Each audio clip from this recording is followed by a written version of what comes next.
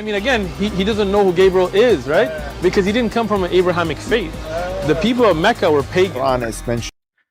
All right, hello everyone, and peace of Christ, all of you. I hope my voice coming good and clear. Please let me know if you have any difficulty from your side. It looked like YouTube have a problem. Doesn't make sense. It says current view. It goes up 20, 30, don't go to 13, then go to 12. Look like YouTube having a problem. But anyway, just invite your friends and let us have some good time together. You know, YouTube suggests for me videos, and always we try to focus on things which is really important. Doesn't matter how big, how small the person, you know. Sometime a Muslim who is very small, he can say something very smart, not like their sheikh, you know. And today we have a very smart Muslim who is very small. He said something very important. This is a video of apostate prophet, and as you know, the Mohammedan, they line up to debate with, if I can call it a debate, I call it just a joke, you know, to debate with apostate prophet, but with me they hide in the corner and they don't dare to show or even to let me call them. So let us hear what apostate prophet want to say to us and what happened exactly. Wait, stop. I'm talking for the bloody Bible. Leave the Bible alone. You don't believe in it. In which I made the outrageous claim that Let me play that again. a few days ago I had a very respectful discussion with these very friendly Muslim apologists. Wait, stop. He was quoting for him from the Bible. Look what happened to this Abdul. Wait, stop. Wait. It's very funny that those cowards, they themselves, they quote the Bible when they want to prove to us that Muhammad is a prophet. And if we quote the same book to prove that Muhammad is a fraud, wait, where are you going? What you going? Wait. I remember apostate prophet is not even Christian, he's an atheist, right? So why you're upset? I mean, he quote from a book as he wish. What's your problem? The problem is they are stupid. And today we will show you an example of their stupidity.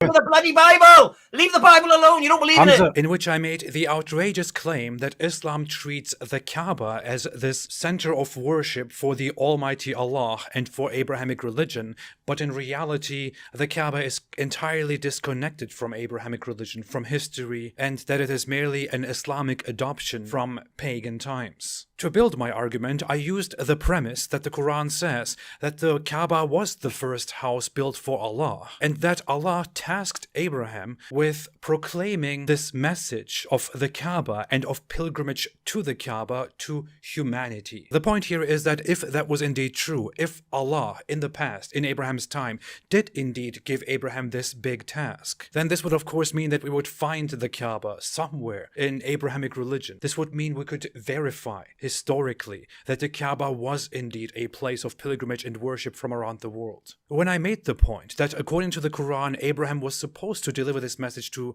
mankind, our dear friend Hamza made the objection and asked me where I get that from. I don't understand. The Quran gives Abraham and Ismael the mission to spread this to the entire world so that everyone comes. This is the major place. This is where did he do that? Mother of cities. Where did he do that? And yet it has no history within Where Christianity and does Judaism Allah at all. say about Abraham and Ishmael were sent to the whole world? Where are you getting that from? I didn't say they were. And by the way, there is another Abdul, he made fun of apostate prophet because he said, I did not say that. So the Muslims, they agree that they have a bunch of an idiot, and really they agree with this red-headed man who said where it says that Abraham, according to Islam, he will spread the religion to mankind. Listen carefully. And you will see Muslim videos making fun of apostate prophet saying that. Did he do that? Mother of cities. Where mother of did he cities, do that? And yet it has no history within Where Christianity does and Judaism Allah at all. say about Abraham and Ishmael were sent to the whole world? Where are you getting that from? I didn't say they were sent to the whole world. I said that. It's exactly what you just said. Did I say they were sent to the world? Okay, I'm sorry. Yeah, if I yeah. said that. The issue But was what did you mean then? they were told to tell the people from around the world to come to the You Kaaba. said it again. Do it again. You did it again, you idiot. You just did it again.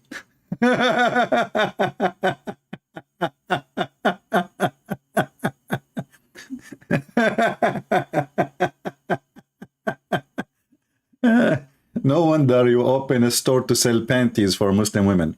So this idiot, who he is a convert, and all of them, and the rest of the team, they are Muslim, they are born Muslims.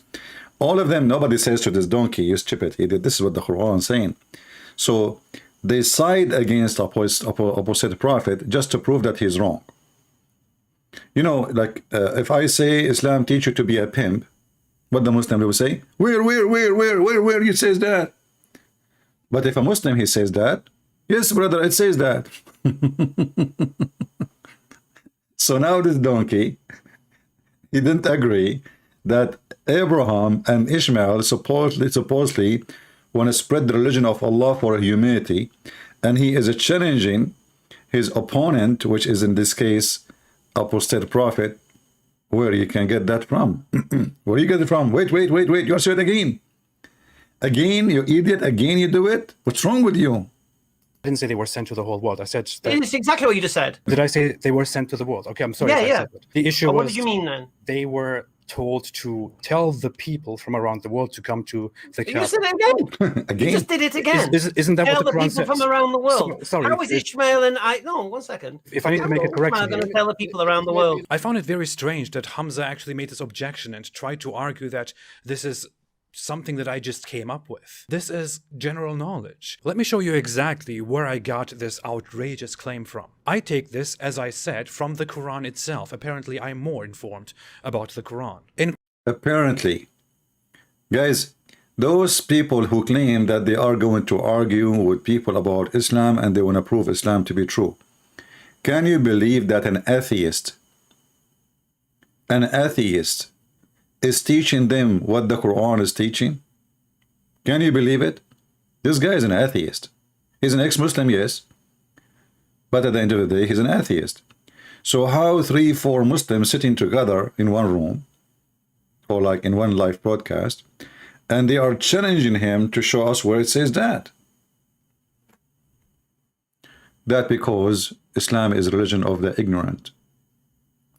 In Quran chapter 22 verse 26, it says, "And mention, when we designated for Abraham the site of the house, saying, do not associate anything with me, and purify my house for those who perform tawaf, circumambulation, and those who stand in prayer, and those who bow and prostrate." And in 27, it then says, "And proclaim to humanity the pilgrimage, the Hajj, or proclaim to the people, or proclaim to mankind." The word here is nas, translated as mankind, used throughout the Quran again and again. You know, it's really funny that we have people who claim to have religion, but their religion does not make sense. It's stupid. They can't explain it. They can't defend it. And even when they try to defend it, they prove us right. My Skype is open. If there is anyone can explain to us, first of all, how the stupid Quran says such a statement that Abraham and Ishmael, they went all the way to Mecca. Who want to explain to us what happened? Why they even went there? Anyone? Why Abraham and his wife Hajar, not all the family, why they went to that location? Who want to explain to us? Who is a Muslim can explain to us?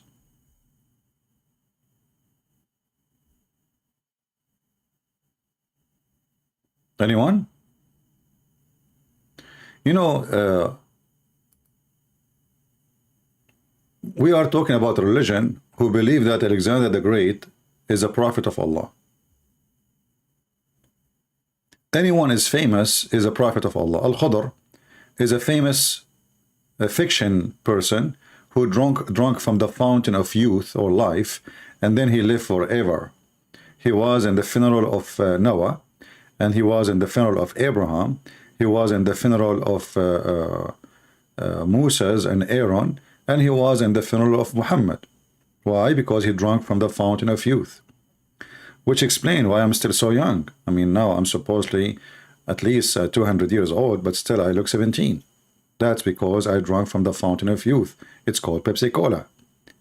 So when we ask the Muslims about their logic and their religion, where you get this religion from? Why Abraham, he went to that location? Where we can find the story? You see, if we go in the Quran,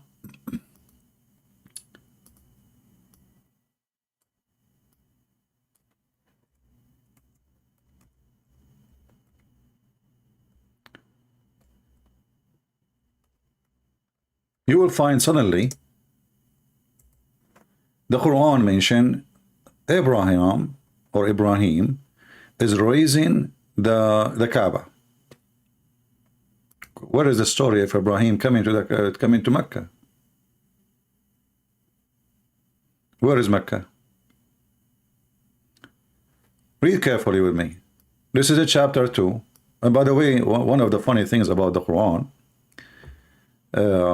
that you cannot find a story in one place. Like, you know, in the Old Testament, if you want to find how God created the earth and the heaven, you go to the book of Genesis. If you know, like every book have a specification about certain things. You want to read the books of about kings, etc., you go to Kings. In the Quran, if we type the word Ibrahim, I will copy the word Ibrahim as it is here, and I will paste in the search engine.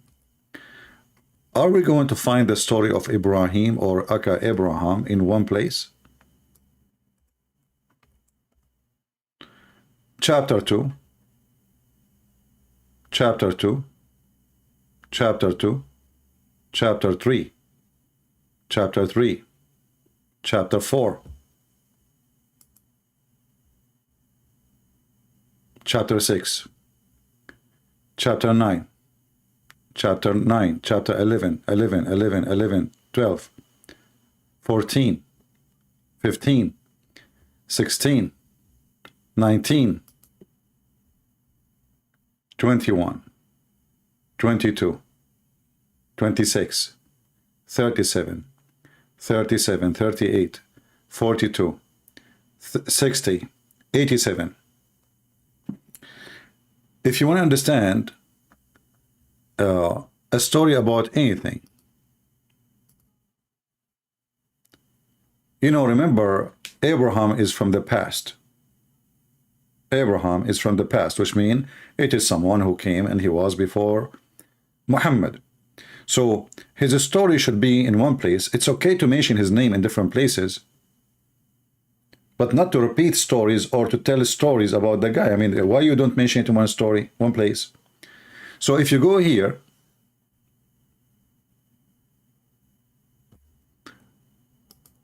because the Quran is made by a person who is, you know, suffering from flight of thought. So you will see here, like in chapter 26, Allah, he delivered Moses and he drowned everybody. Okay, this is about Moses and the Pharaoh.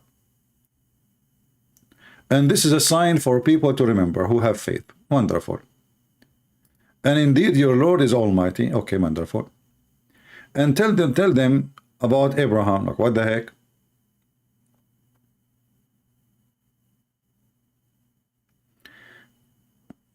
What Abraham? Relate to them about Abraham. When Abraham, he said to his father, what are you worshipping? If you read with me,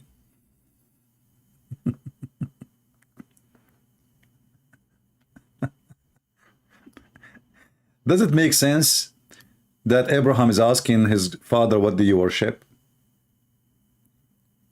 Why he is not in the family? He did not see what they worship? What this question is about. They said we worship idols. He said, do they hear you when you call them? Or do they bring you any benefit or cause you any harm? They said, indeed, we found our fathers doing likewise. He said, have you regarded what you have been worshipping? You or your ancestors? But all those questions we can ask about Allah.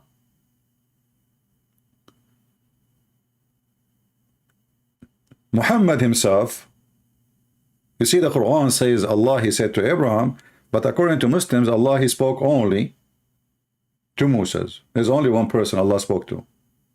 Just one. He did not even speak to Muhammad. So if we put this an examination from Abraham to examine if this is a God to worship or not to worship, let us ask the same questions Abraham is asking to his family. Let us go back. Hey Muslims, what do you worship? They say we worship Allah. We will replace the word idol with Allah, which is an idol anyway. And we are going to be devoted to Allah. Wonderful. He said, do they hear you when you call them? Hey Muslim, do Allah hear you when you call him? Do Allah hear you, Muhammadan, when you call Allah? The answer no. Even Muhammad, he agreed with us. Muhammad, he said that Allah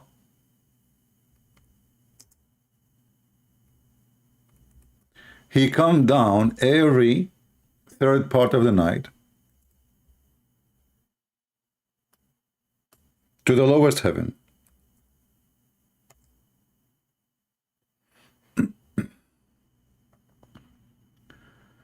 Let us see, let us find the hadith so we can read together.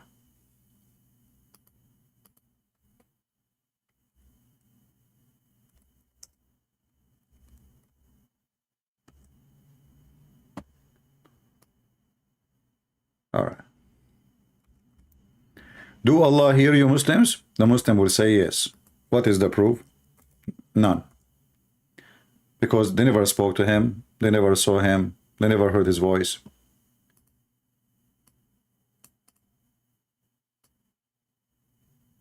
I'm just trying to find the hadith in English because this hadith have many versions of it in the translation, but we will find it here. Let us see where is the hadith.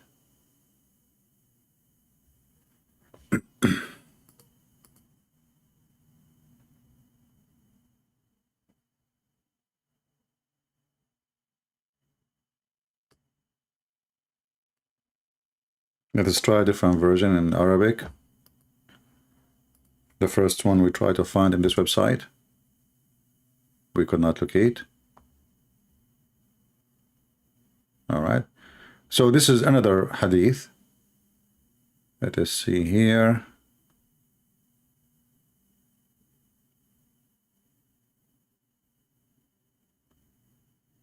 Let us read this one. I heard the Messenger of Allah say, were it not that you would be difficult, it would be too difficult for my ummah, I would have commanded them to use siwak every time for prayer. Siwak is a root of a tree. The Arab, they use it to beat their camel with it. It's a long root. And at the same time, when they are sitting, you know, wasting their time, killing their time, because they are sitting in the desert waiting for the animals to eat the grass, or the desert grass, if we can call it the grass. They use the miswak, they put the end of the root in their mouth, and they, you know, they chew it. So every time you pray, he will order you if he can do that. And then he says,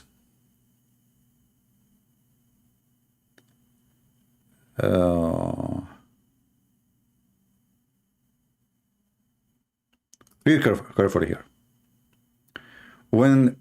Because when the first third of the night has passed, Allah, may he be exalted, descends to the first heaven and stay there until dawn, comes, and he say, there is any, which means anyone asking, so I might be given. If there is anyone praying, so I might answer. So Allah, he go down where? he go down to descend to the lowest heaven. You know, how Allah is almighty and he is all hearing, yet he need to come down every third part of the night. So he will ask, what are you asking me for?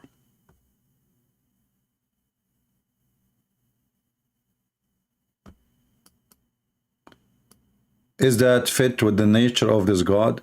When Muhammad, he says Allah, he come in the third part of the night, and we can find the hadith in different version of it, and this is Al-Bukhari. The Muslim, they cannot say. Al-Bukhari is the most authentic book for Muslims after the Quran, which both of them, they are not authentic, and actually there is no book, it's called Al-Bukhari. Nobody can find it, it's not exist, but this is what the Muslims Sunni believe, that this is the most authentic. How it's authentic if you don't even have the book? Allah knows best. So Allah, he said here that the superior come every third part of the night, saying, if there is anyone there to invoke me. So where he come? He come to the third part of the night, and he come to the lowest part of the heaven. The Muslim believe that there are 7 heavens, which is coming from the Greek mythology. And there is a lowest heaven, and this is the heaven where Allah, he seat every third part of the night. As you see here in translation, and this is a Muslim translation, and this is Sahih Muslim, and this is the reference. It says he come to the lowest heaven when on the third part of the night. And this is telling us that Muhammad, he think that there is only one time zone. The whole earth have one time, and this God, he come in the third part of the night. Because if Allah, he come every third part of the night to the lowest heaven, he have to go up and go down every maybe 1 hour, maybe, depending on your location. Is that correct? So when the Quran speaking about Abraham questioning his family or his people, do you speak to your God? No. Do he answer you? No. Is he useful or harmful? Let us ask the same question to the Muhammadan. If there is any proof that Allah is useful, my Skype is open, by the way. If there is any proof that Allah is useful, if there is any proof that Allah is harmful, if there's any proof that Allah exists. You see, I'm asking the same logic is written in the Quran, so you cannot say this is not logical. And the one is using this logic is your God. Any Muhammadan?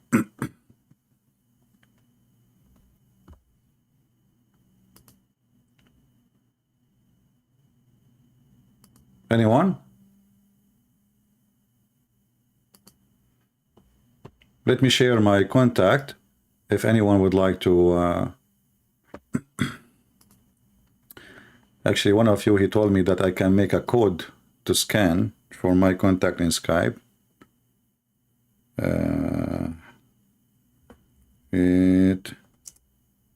Skype. Let us see.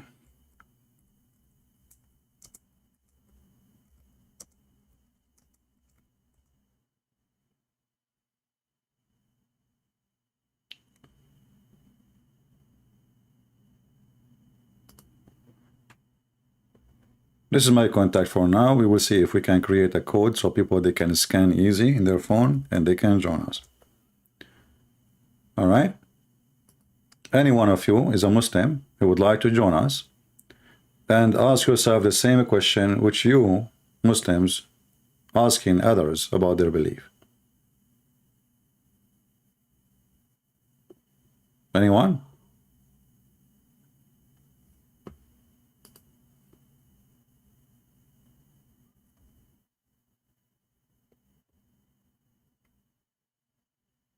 Any Muslim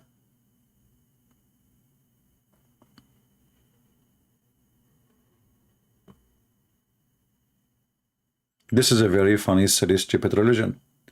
The same question you ask to others is where you die. As an example, do they bring you any benefit or cause you any harm? Why Muhammad he kissed the black stone? Do kissing the black stone cause you any useful thing or any harm? Muslims?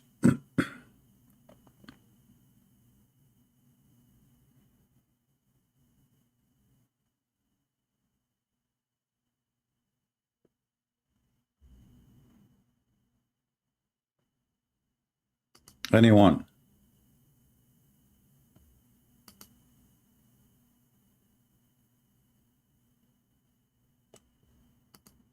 Not a single Abdul? Why you Muslim don't use the same logic as in the Quran? Muhammad he kisses stones. Muslims go around the stone, they kiss the stone, they bow down in front of the stone, they bow to the Kaaba. What is the benefit? And why Allah don't speak to Muhammad?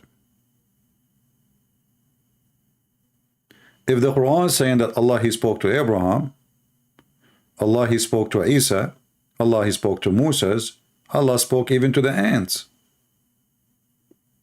How come Allah don't speak to Muhammad?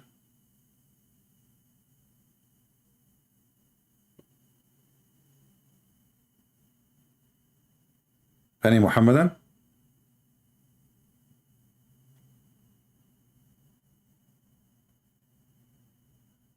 Hello?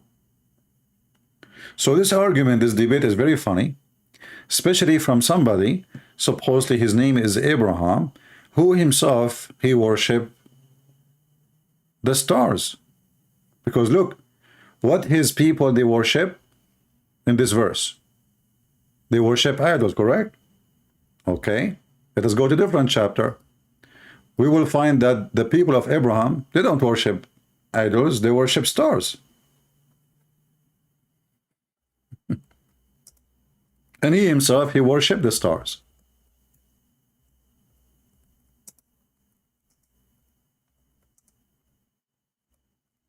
So, did they worship the stars or they worship idols?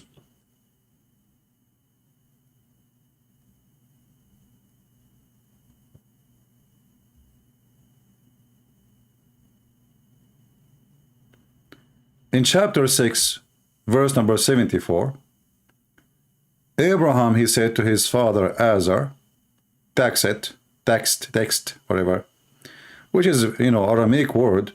One of you, he asked where we can find the reference for the Azhar. I will try to find you like a solid reference, but me, myself, I learned it from an Aramaic scholar, very powerful person, about the meaning, which is foolish, which makes sense. So Abraham, he said to his father Azhar, and which means foolish, are you going to worship idol? It makes sense, right? I mean, if you replace the word Azhar, so the stupid Muhammad, he was receiving books in Aramaic. You see,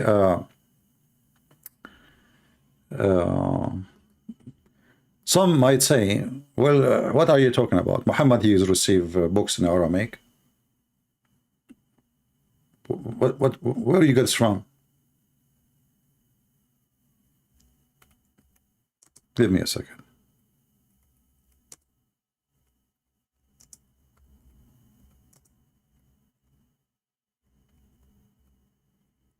Anything we say here, we have to prove it.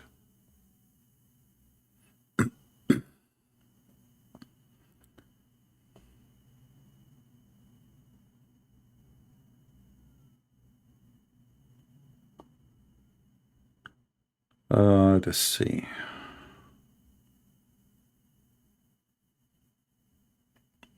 Okay, let's see if we can find this this hadith in English.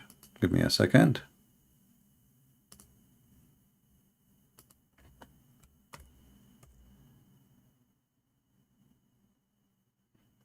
Read carefully with me.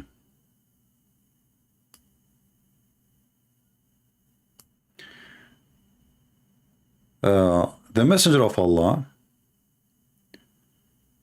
said he ordered me to learn some statement from writing of the Jews. So what Allah Messenger, he ordered him to learn some statement from the writing of the Jews for him. And he said, for indeed Allah, I do trust the Jews with my letters.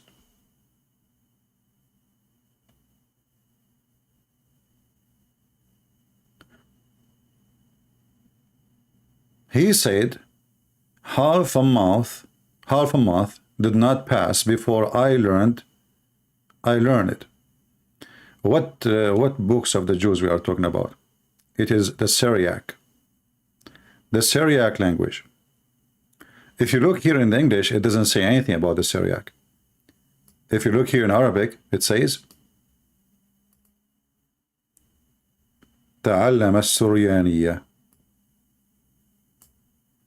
He ordered me to learn the Syriac language.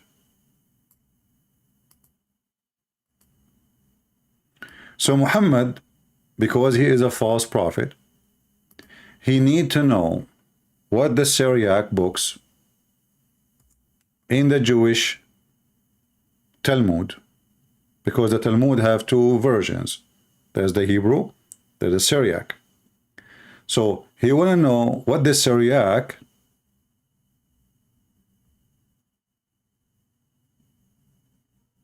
Talmud saying, what the Syriac book teaching. So he ordered Zayd ibn Thabit,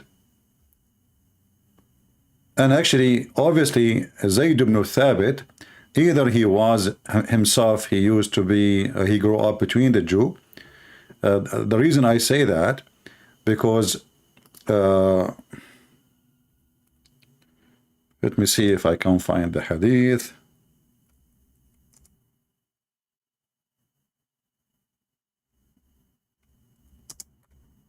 He used to grow, like, you know, when the Jews, they have two, like, I don't know what the word in English, they have two line of hair coming from their head. You know what I'm saying, right?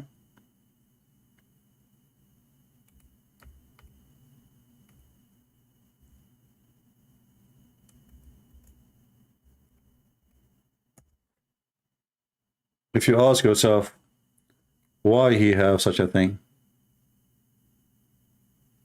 It doesn't make sense, right? I'm trying to find the hadith about him having those hair in the side of his head.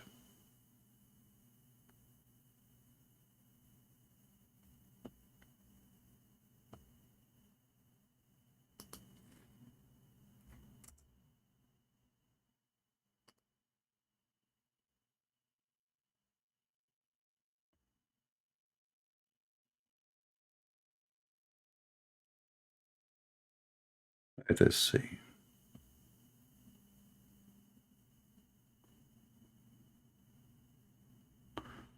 Actually, let's try here in the books of hadith here in this website. Give me a second.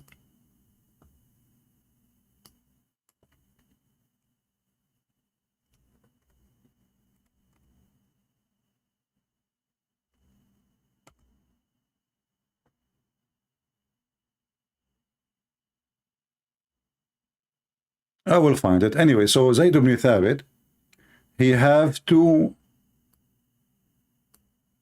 Let me find the picture of a Jew. I'm trying to find the word too, you know. Orthodox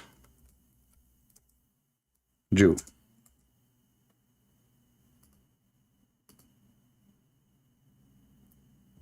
All right. Let us find a picture of a clear face of an Orthodox Jew. How they grow? Here we go. So Zayd ibn Thabit, he used to have those on his head. Now, if you ask yourself, why in the world he have that? And why Muhammad, he asked him to go and read what is in the Talmud of the Jews. Why he chosen him? You know, he chosen him for a reason. This guy, he grew up between the Jew, obviously, and he speak their language, but he is not so strong in the Syriac. So Muhammad, he ordered him, like, you know, like he said to him, how good you are in the Syriac language. He said, not much. He said, go and learn it. Why Zayd ibn Thabit need to learn the Syriac? Because Muhammad receiving books from the Jews.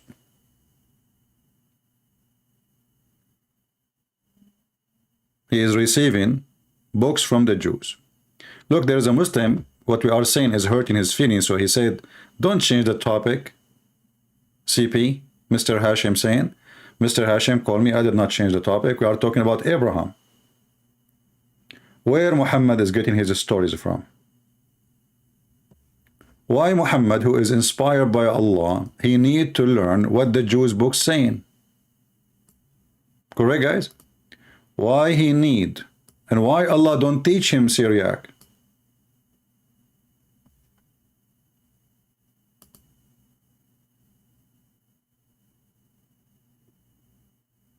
Isn't it him that is the prophet? Isn't it this is the language of Abraham?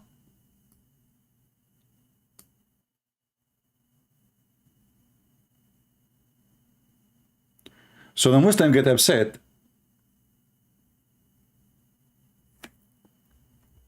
Let me try to find the hadith. I don't like to mention something without finding it. Give me a minute.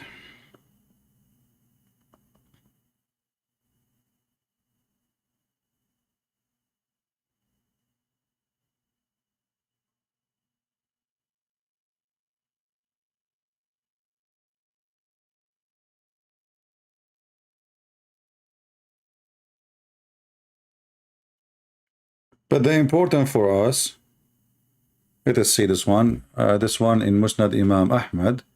Maybe we will not find it here.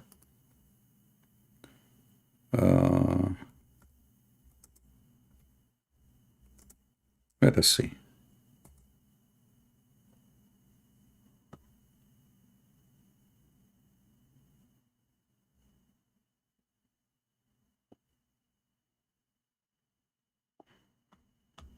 Yeah, Musnad Imam Ahmed does not exist in this website, I guess. But look what we found here in this hadith. They asked Muhammad how long it take to read the Quran, the complete recitation of the Quran. He said in 40 days. Then he said 1 month. Then he again said in 20 days. And then he said 15 days. And then he said in 10 days. Finally, he said in 7 days.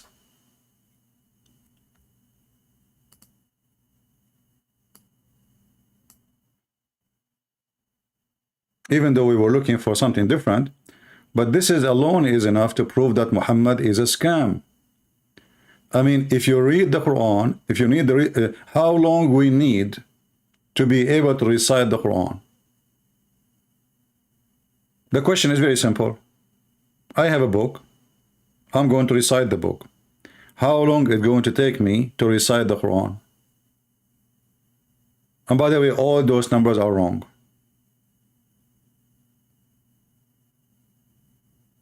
He said 40 days. Then he changed it. He make it a month. Then he make it 20. Then he said 15. Then he said 10. Then he said 7. What does that mean? The Quran is shrinking. Is that correct? Because if the Quran is increasing in pages, then the number should be increased, not the opposite. So he start with 40 days.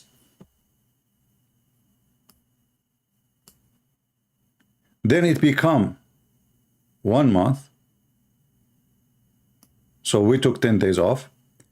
Then he took another 10 days off, became 20. Then now he did not take 10 days off. He took 5 days off, became 15. And now he did not take 10 days off. He took he took 5. So now it's 10 days. And then he did not now take 10 days, he took 3 days, and now it is 7. So if we take this into consideration too, we will find that the Quran, what the Muslims they have today, is totally different from what the Quran the Muslims they have before, if it was exist. We have somebody trying to call us. Let us see. The only one who tried to call us is Fakira.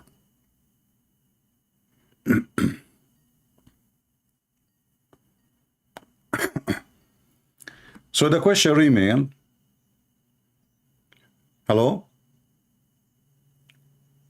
Hello? Yeah, my friend, you are live on here. You are welcome. What do you want to say to us? يا الحبيب شلونك؟ Hello. هلا. So you guys are talking about Abraham, but I'm not gonna interfere with that. I'm a confused Muslim, like they say. Why you are confused?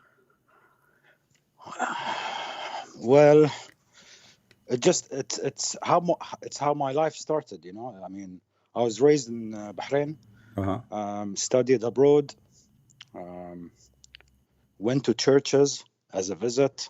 Okay. I was still a Muslim. Your videos, so many other videos, so many lies, you know. So what do you mean? There's Like too my many confusions videos, happening. You're saying my videos have lies, or what do you mean? I don't know. No. Your videos do not have lies. Okay. Yeah. You proved all the lies. Yeah. What do you think about what we just said now? I mean, with this guy, he is saying you can recite the Quran in 40 days, and then he can recite it. He changed his mind. He make it 1 month, and then he changed it. He make it 20 days, and then he changed it to 15. Too much hashish. Too much hashish, exactly. You know, this is a statement. It's cannot be from God. And the only explanation for this to be true, that the Quran is shrinking, somebody deleting pages from it, right? For sure. Yeah.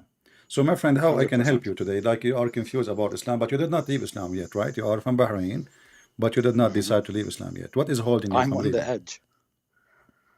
Why? I need the strike. عطني الstrike اللي عندك. Yeah, okay, but tell me what is holding you so I can strike what is holding you. Basically, there are so many things. It's not about family. It's not about friends. It's not about that.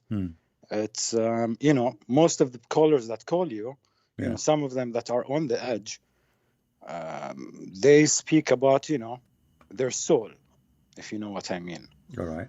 Fear of the soul, or like fear of... Let us talk about this. I don't know what to call you. I don't know what to call. What's your name? You want to like to give Farouq. Farouq. So Farouq, you know, how come I don't fear Allah? A question. Just think about it. Why you I were don't not fear? born with the fear? You know, I mean, we went to school and they indoctrinated But us. I am like you. I'm born in the Middle East. All our culture is about. It's not about really believing in God as much as to fear God. Exactly. You know, we have the same. Even about government, we don't respect government. We fear government, right? We don't respect the law, but we fear the law. Yeah. You know, so it's a culture of fear, and you know, like it's a culture like you have to have a stake in your hand because everybody is a donkey. You have to have second thoughts all the time. Yeah, and you know, you have to say something and you believe in something. Exactly like what you said. I mean, he recites it for 40 days and changes his mind in 20 days. So fear should not be a problem. Because I can see now, actually, I mean, you killed your fear. Here we go. You are talking to me using your voice. I'll tell you exactly what killed my fear. Yeah. All right.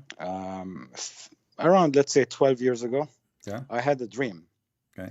At the end of the dream, I believe that I saw Jesus. I'm not sure if not, but I believe so. Okay. The dream was full of spiders and snakes and, you know, things that are not nice to see. There are so many mountains and shadows and dogs.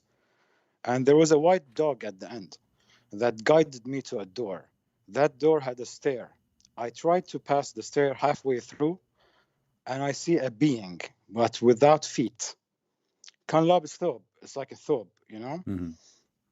And was holding a book. The book was not halfway open, but, you know, quarterly open. And there was so much light behind him. I was trying to climb you know, just taking more steps. but he was like, you know, كان يمد الكتاب كان يعني yeah, he was like bringing the book forward to me, but I was trying to reach, but there was something pulling me back. Okay. Like a force, yeah, not something physically pulling me, like a force. It woke me up from this dream, yeah, and a year before today, yeah, I was sentenced to 12 months to jail, but I got out innocent after a month. Good for you. And you know, the people inside, thank you, the people inside, you know, they were praying, and you know, people that were atheists became Muslim, like you see in the movies. So you know, in the cell, they used to tell me, what about you come and pray with us? And I was like, you know, I'm not that religious. And they tried and tried, so I pretended, yeah. Okay. So I pretended to pray, but my prayers were all to Jesus. Okay, so I was doing the Islamic movements, but, you know, I was mumbling whatever it is to Jesus. A week later, كان عندي استئناف. Okay, I don't know what they call this in English. Appealing. Yeah, and I was innocent. All right.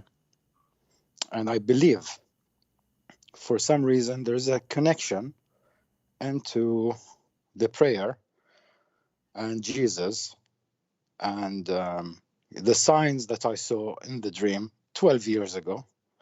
And the only time I used Jesus was in jail. And a week later, I was out. And, but what made you, like, when you start praying with them, pretending to be praying like a Muslim, but what made you like start praying to Jesus? I mean, did you ask yourself why I'm doing that? No, because I'll tell you why. Because, you know, like I said in the beginning, you know, my father, you know, I had problems in school in Bahrain. So my father kicked me out and he sent me to a boarding school in England. It was like a half military, half school. Okay. And every Sunday we used to go to the church. And the first time I went into a church, it felt beautiful. It felt clean. There are no slippers outside. There's no slippers and there's no smell of socks. وما في حرامية صح. You can leave. Yeah, nobody will steal your shoes. Exactly. You know, I'm gonna tell you, Farouq. Just I will give you a break from this. You know, once we were in our teenage, you know, in school, and we have a bunch of teachers. They are all of them are idiot. So they went to the mosque, and we know which mosque they go to. So what we did, and you know, I was with them actually, and the rest are Muslims. So one of the Muslims, he come with the idea to take the shoes and dump them in the dumpster. So everybody in the mosque came out from the mosque looking for his shoes, I'm sure. including our teachers. Anyway, continue, my friend. I'm listening. So it was you know, beautiful, and it always felt like home, you know, when I went into a church. And then when I left England, I came back to the Middle East, and when I went into a mosque, it just felt different, you know. It just felt not my place. It felt weird, and seeing how people are, you know, in Ramadan, for example, is what I call when the devil comes and sits in the Middle East. This is when the devil makes his, you know, his work. All the parties are in Ramadan. All the prostitution begins in Ramadan. Fighting, all the violence, lying. Everything. And we eat more. Exactly. And we eat more, yeah. And drinking, as you know, in the picture, there are no drinks anymore, you know, only that month. And, you know, Bahrain is open when it comes to these things. And even Bahrain in Saudi Arabia, open you can get a drink, you know, alcohol so easy. Of course you can. Hey, سوق سودا في كل مكان. Yeah, black market is everywhere. Saudi Arabia, I mean, it's all underground, but still, you know, here they do it in the open. Girls are not the same, you know, they're not covered and all of that. So it's more open, you know, it's more multicultural in Bahrain. So I was planning to visit the new church they built in Bahrain, if you heard about it. Okay. This is the one just last week the Pope he visited?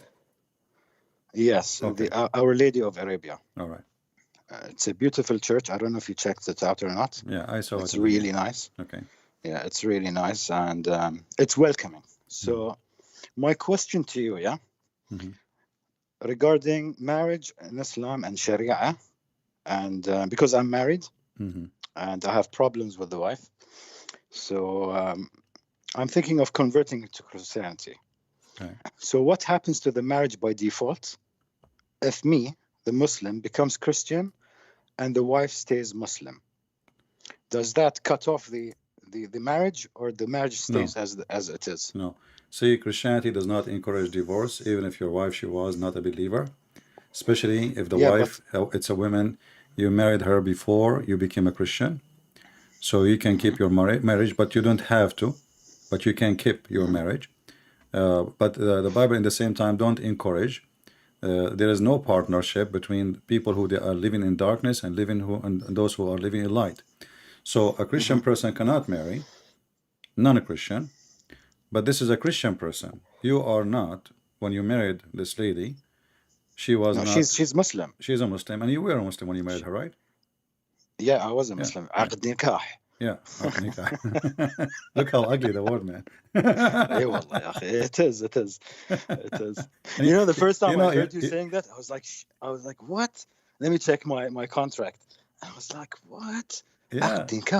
Yeah. I was like, you know, if you open the dictionary, you see the Muslim, they say Christian prince is lying. Nikah does not mean the F word. If you nikah is the F word. If you open man, the dictionary, it says تناكحت الأشجار. Exactly. I mean, what it means? The branches go through each other. The branches, are effing each other. and there is in the book of Al-Qurtubi, it says how Shaitan, he have children, because the Quran said, and ذريته. He rocks his legs, yeah? Yeah, so he have a penis in the right leg, a thigh, and he have a vagina in the left leg, and then he do nikah. So how the Muslim, they say that the word nikah, marriage. Prince, this is not hashish, man. This is not hashish, absolutely. This and the flying carpet and you are fun, Farouq. You know, I wish you are here. We can have coffee together. Oh yeah, I wish, man. I wish. Yeah. I pass to the States every year, by the way. All right, no problem. So so anyway, like, you know, so you today you are laughing at Islam.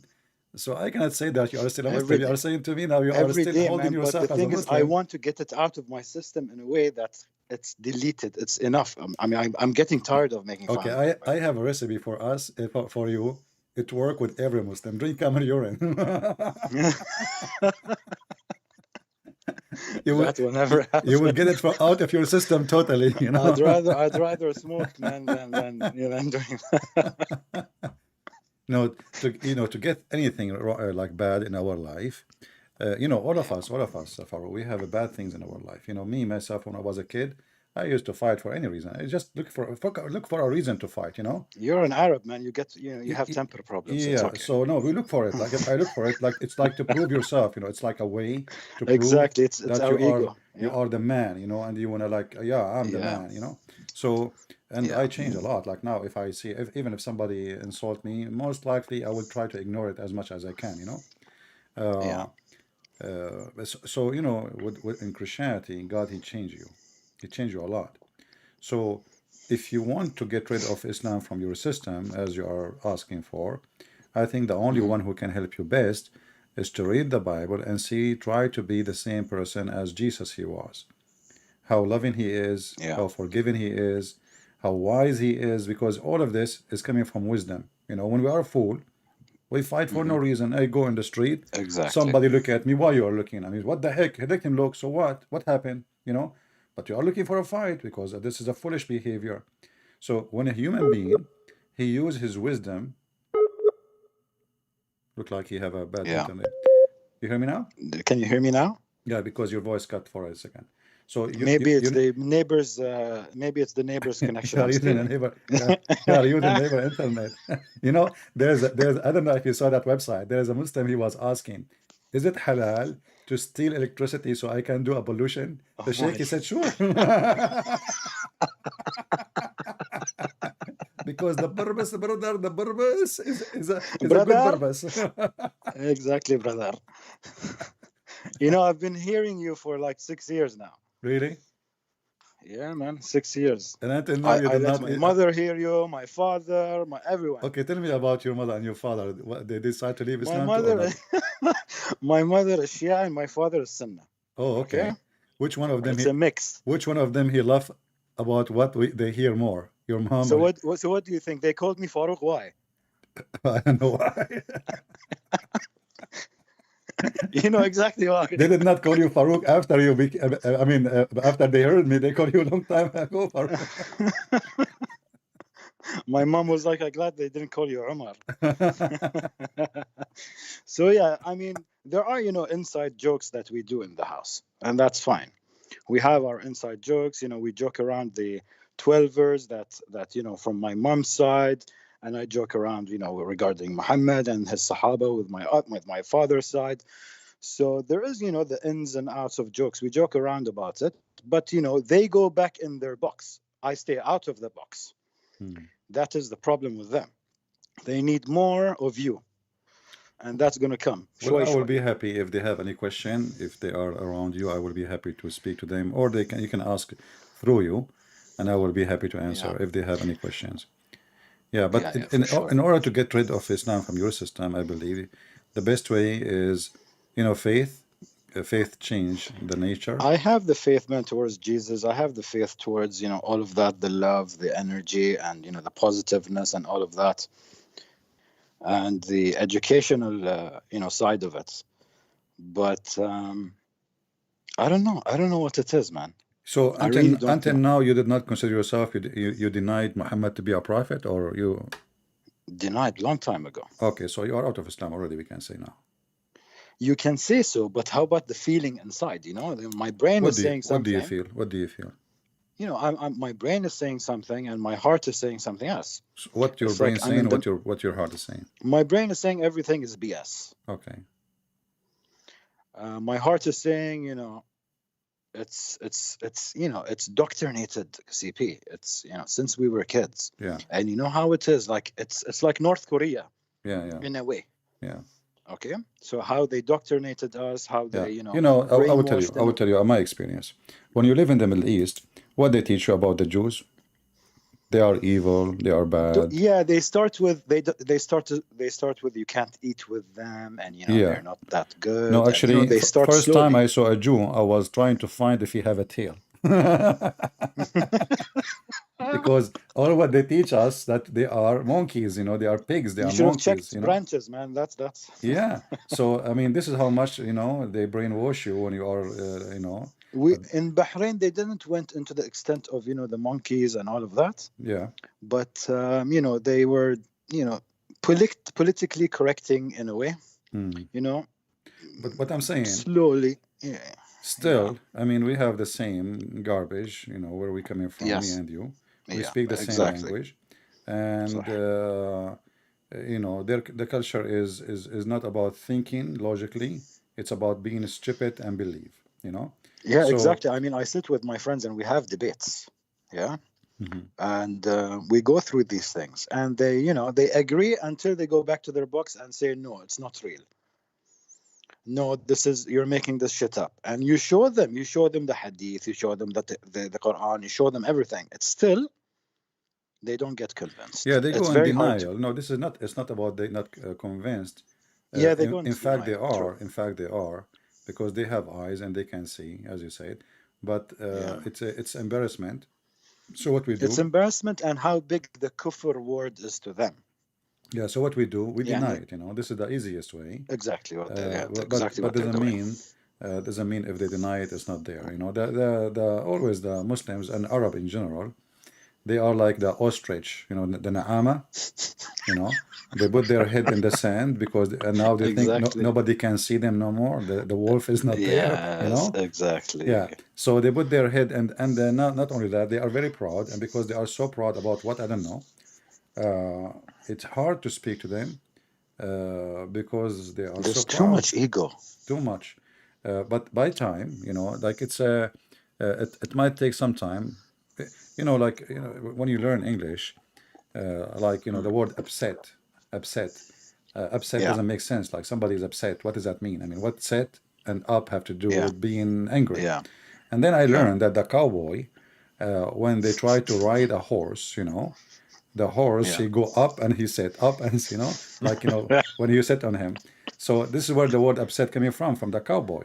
So an Arab boy who is a Muslim is like a horse, and he been, you know, he been treated all his life to believe that he is free, and now suddenly he found that he is just a slave. So he will be upset. He's a slave of Allah. He cannot use his brain. He cannot read. If he read, he is going to be in trouble. If you open his book, he will be in trouble. So what the Quran says, and the best of you, the scholars, is the one who say we believe. You know, راسخون في العلم. So who is the راسخون في العلم? Is the one who say we believe, not the one who study. You know, so like in the Hebrew people, if you say to them, a rabbi is somebody he study. The Muslim sheikhs is not the one someone he study, is someone he believe according to the Quran. And eating too much hummus. Yeah, it's just, you know, like say I believe. The more you say the Prophet sallallahu alaihi wasallam, that's it, you are a sheikh. You know, the second they ask you a question, Allah knows best. You know, and we solve the problem. But you know, for you, I think, I mean, shouldn't be hard, because already your parents, they are already, you know, somehow laughing at the Quran and Muhammad. They're open people, you know. They're open-minded when it comes. Wonderful. To these things. You believe what you believe. You know what I mean? That will make things very, very easy for you. It is easier, you know? But you know, I've seen friends that, you know, أنا أعطيهم شوية من النبذة. They turn around and nearly backstab you. So I cannot open up these subjects openly here, especially with, you know, some people. Well, you know, you see, if you always you have to choose your choose, as they say in English, choose your friends carefully. You know, choose your friend carefully. Not everyone is qualified even to be my friend, and not everyone is qualified to have a serious conversation with him. So a topic like this, it should be only open with someone you think you consider to be smart, and that is hard to find in the Middle East, because the smart Two of my friends, you know, very close friends. One is Shia and one is Sufi, Sunni. One is diplomatic and one is, you know, a worker in one of the big banks here. So we have these debates, and you know, it goes really nice, because you know, everyone has his own opinion, and I'm like, you know, Islam is an individual thing. It's now today, if you ask a Muslim what kind of Muslim are you, he will give you his own version of Islam. Everyone has his own version of Islam. There is no one that I met ever that went and did exactly what the Sunnah says, what the book says. They don't, but they're in denial, like you said. They think they are. And you know, the both of them, the Shia and the Sunni, the second you find them something embarrassing, they deny it. Yeah, because you know? I told my friend, why aren't you wearing black shoes anymore? And he was like, how did you know? He heard me? Did he hear me? I heard you saying that once. I went the next day. I was like, Ahmed, why aren't you wearing black shoes? Huh? For people who do not know, the Shia, they believe if you wear a black shoe, your private part will not function in the bedroom. It will be limp forever. It will be limp forever. And the wife, she will not be happy. No Viagra, nothing will save She will divorce you, you know. So you have to wear a yellow shoes or a white shoes. Yellow shoes is the best, you know. Yellow shoes is the best. It's bright and it will brighten up the day. What is your shoes, Farouq?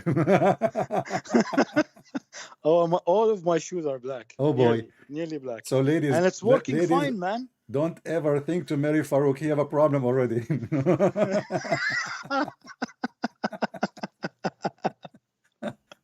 Oh man, it's been a while, man. I wanted to speak to you. You know, there's a hadith about a person. He came to, I think Abu Ja'far or Ali. I'm not sure. I forgot the hadith.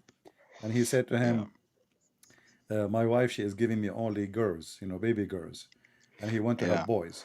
So he said to him, "Next time when you have sex with her, do it from behind and spank her. And each time you spank her, you say, Ya Ali." Ya Ali, huh? Oh my God. Spank hard and say Ya Ali and push it. Yeah, Ya Ali. They worship Ali. And then, and not only that, brother, the miracle happened. The guy after that, he have seven boys.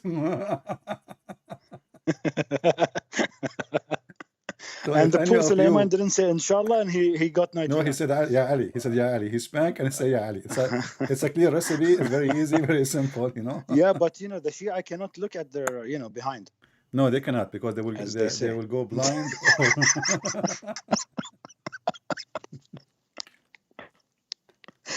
Actually, even the Sunni, Aisha, she said that she never saw the private part of a prophet of Allah. تحت الوزار خاش. What the heck is that? So what she was seeing? Maybe it's not there, man. What a crazy religion.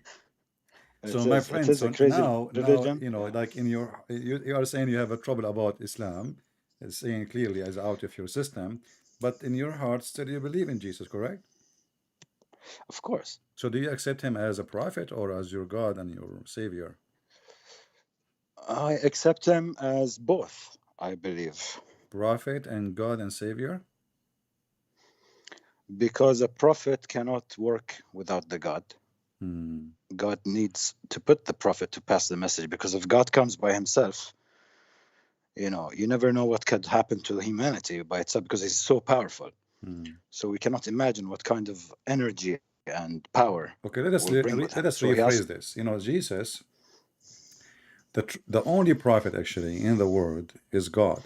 The rest, they prophesy in the name of the prophet. Right. God is the one who gave his prophecies to the one we call them prophet. But the fact they are not the one who make the prophecy, they are just delivering the prophecy, correct? So God is a prophet in the same time, for he is the one who knows the future. He is the one who knows what is going to happen, and he is the one who can be the first and the only prophet. The rest of them, we call them prophet because they are from our kind and they go down to earth like us. They are in the earth and they deliver the prophecy of God. But the fact, all prophecy is coming from God. So the Messiah. Any prophet did what Mohammed did? No. None. Out of 124,000. 124,000. Yeah, even there, Muhammad is exaggerating everything, and his exaggeration is so stupid. The same. True. The Shia and the Sunni, they have tons of stories. Like as I don't know if you know, that the Shia, as long as you associate yourself with the Shia, they believe that Allah he sent Prophet Adam in a journey like the one you see in the part of the Caribbean. In a ship. There was no land. There was only water. And he was in the ship for 2,000 years or 1,000 years, depending on the story. And then during the trip, Adam he sweat once only 124,000 drop of sweat. From every sweat, Allah created a prophet. Which makes sense. Yeah. And if you and I mean the Shia, they can count even how many drop of sweat the guy he have.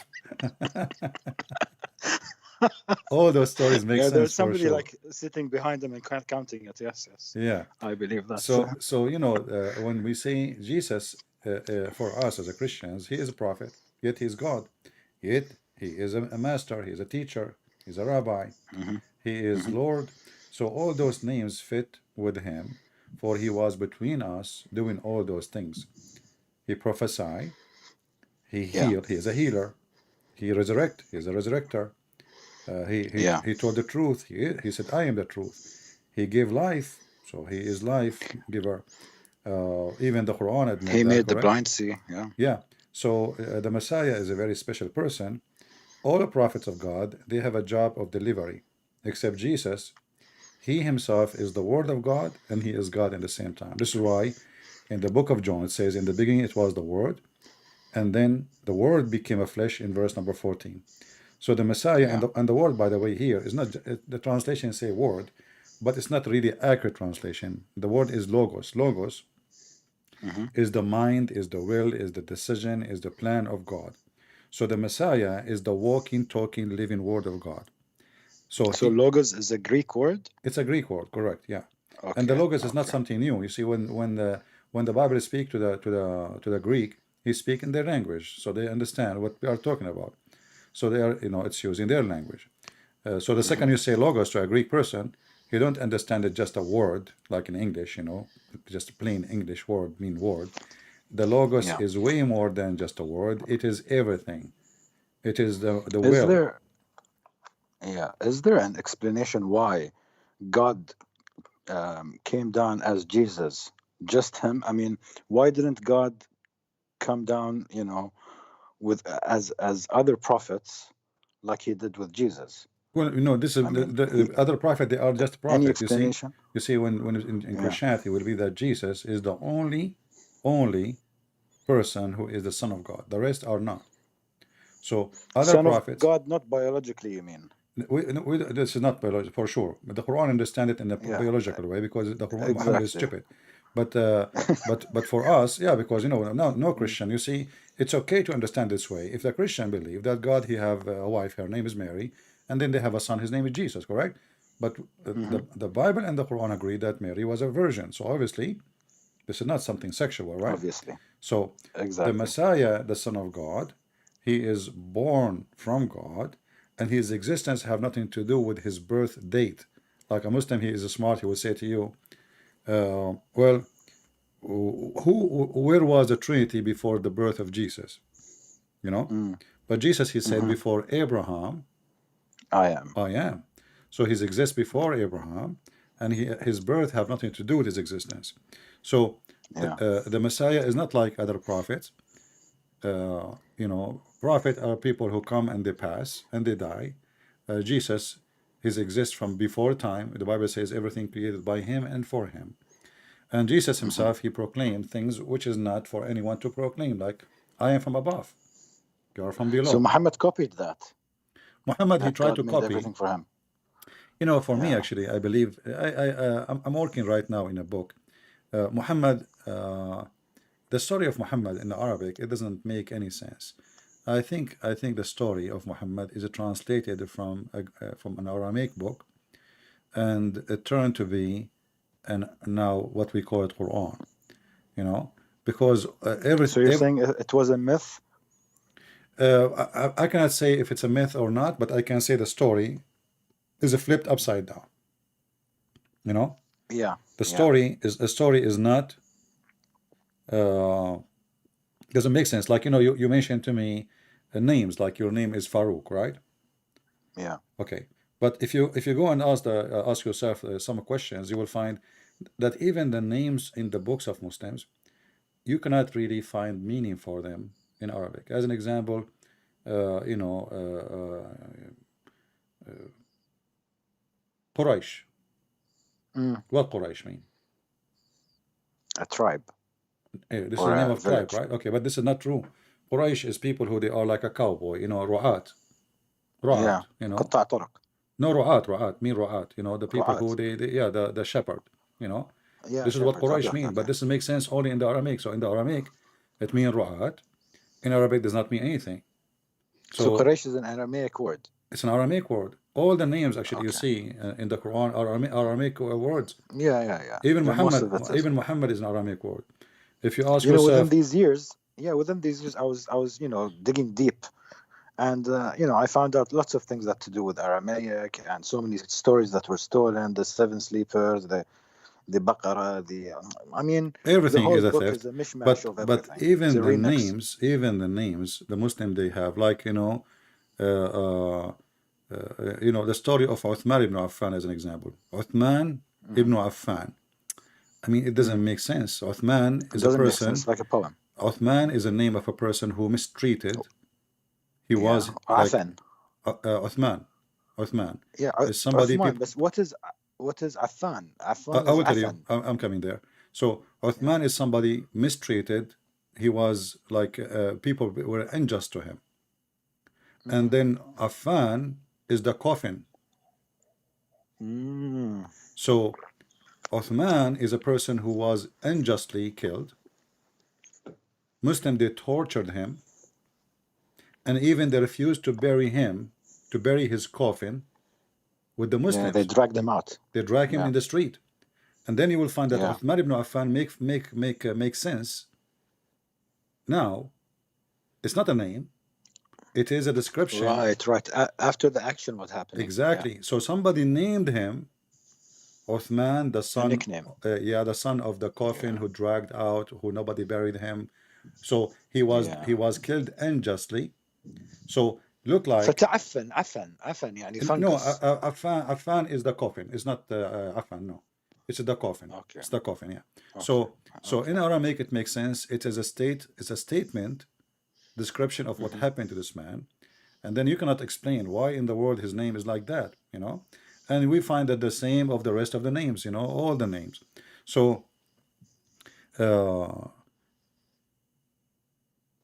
When we It's all study, a story, man. It's all a mishmash. when we study, you know, if you want to go deep with the knowledge, then you will find that Islamic religion is a mix of many things cannot be coming from the Arab. أساطير الأولين. Yeah, exactly. The Quran says actually, in many places, 6-7 places, the Arab, they say to Muhammad, you know, this is the fabulous of all nations, or previous nations.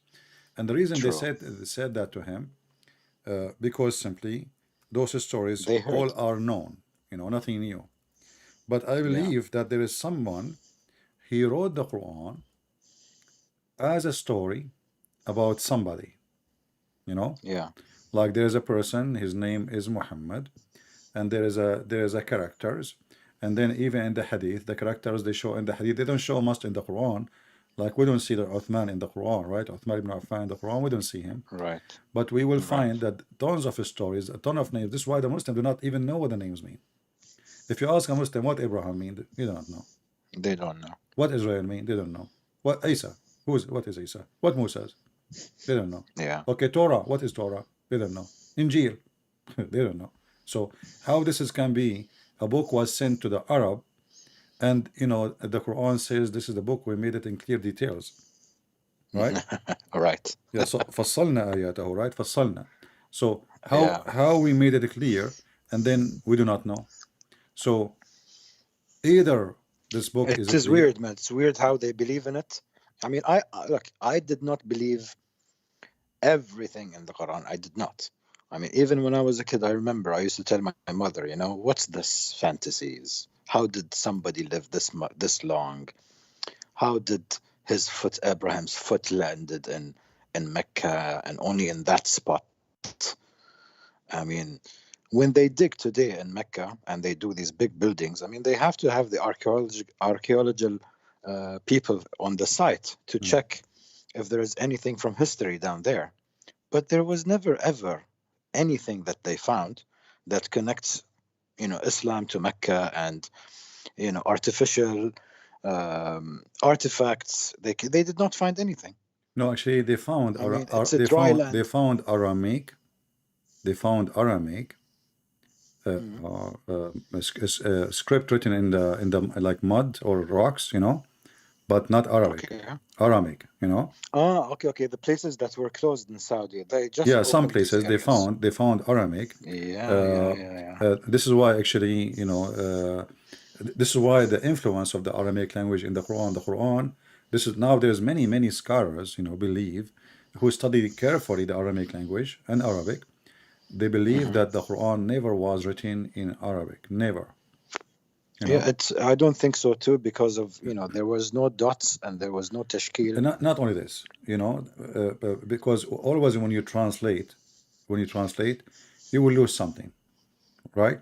Right. And you will find a lot of meaning doesn't make sense in the Quran if we read it today, you know, like you know, like I just showed the hadith when Muhammad he says, how long it take to recite the Quran. Once he said it was 40 days. Then he said a month, and then he said 20 days, and then he said 15 days, and then he said 10 days, and then he said 7 days. So it depends on how strong the hashish is, my friend. No, but let us take this seriously.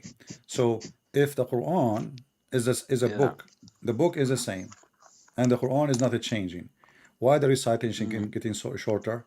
It doesn't make sense. It doesn't make sense unless somebody doesn't know how to read it. What only makes sense is that somebody was writing a new book from the Aramaic. When he wrote it first time, it take 40 days to recite it. Then he make more summary of it. It take 1 month. Then he shortened the book. It became 20. And then he shortened the book more. He make it 15. And then finally, as he said 7 days. So the final summary, and this is what actually the Quran mean. The Quran mean the summary of the holy book. The summary. It's a summary. It's not a holy book. It's a summary of the holy book. Quran. Is it Al-Qur'an? No, Is Quran.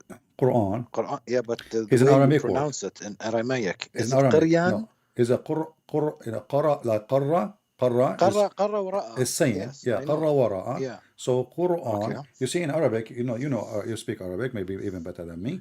So you say akala ya'kulu. You don't say aklanan, right? No.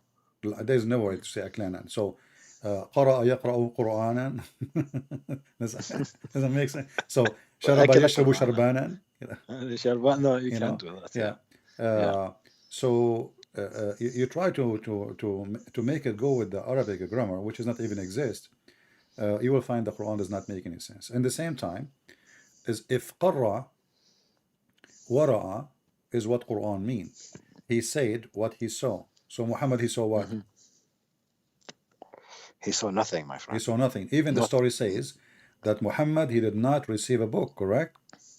Right. So in order for him to use the word qira'a, the Muslim, they use the word now qira'a, they say mean recitation, right? But this is false, because this is Aramaic word, mean qarra wara'a. He say Wara'a, what he saw. Exactly. You don't say But he something didn't you see. did not see. Recitation is something you recite from your memory. Right. So you have to have it first in the memory in order to say it. Repeating is not recitation. If I repeat after you, that is not reciting. I'm repeating. Recitation is a memory thing. So even the story about Muhammad, when an angel he came to him and he said to him, "Iqra." Yeah. Okay, what Iqra mean? Yeah. Anyone is ask anyone who speak Arabic and you speak Arabic. Iqra mean read. Read. If Muhammad Muhammad himself, how Muhammad he understood the word? He said to him, "Ma ana biqari." Yani I do not see. He said, "What That's I will what read." he meant. What I will read. What I will read. ما Okay, أنا but بقارئ okay. اشرب ما أنا بشارب. Huh? Right. ادفع. But do you think he meant I do not see what to read? No. ما أنا Either بقارئ. self. No, ما أنا. You want me? Okay. You see, the Muslim If they say. he said it in Aramaic, let's say. The Muslim they say that he meant he cannot read, but read carefully. The guy he just said to him one word. Yeah, exactly. He said to him "Iqra." So And how how he is? God didn't know that this guy doesn't read? Yeah. So first of all, how stupid the angel to say to him read, and the guy do not know how to read, and what the point then? Angel Taiwani. Yeah. Not a Sini.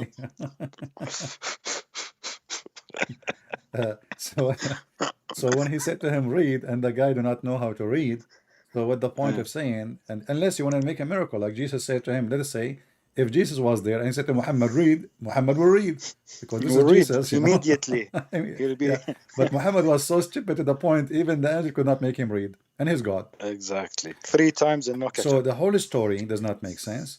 So Right. he said to him, "Iqra." He said, "Ma ana biqari." Even the Muslim, when you read the hadith, you will see that when the Muslim hadith says the Prophet, either he was asked, he's saying, "I do not know how to read," or he is saying, "Read what?" Even in the translation, because the story is very confusing. It is confusing. Yeah. And the It is story does not make confusing. sense. It's- Actually, once there's a bunch of Muslims, they wanted to prove me wrong, and they decide to make a video. And then when they asked them how it mean recite, and Muhammad he just said, "I cannot recite." He just said one word. He just said he just said the word. Yeah. If it's Yeah, me he repeat, just said the word. yeah. Like I said to me, I said to me, say falafel. I say I cannot say falafel. Man, nobody can beat you with this. I mean, I'm telling you. I mean, the guy he just said I cannot. Like he just said falafel. So how in the world he would say to him, how that can mean that he cannot read? This is really stupid. What the story is saying, that Muhammad he said to him, "What I shall read, what I shall read." And even when the Muslim they say that Muhammad was a person who do not know how to write, how to read, I don't know No, if you he know the does. hadith. When Muhammad he was dying, he said, "Atuni bi kitab." You remember the hadith? Bring me a paper and a pen Yeah. or something to write. I will write for you. Okay. I will So write that for means you. he reads. Huh?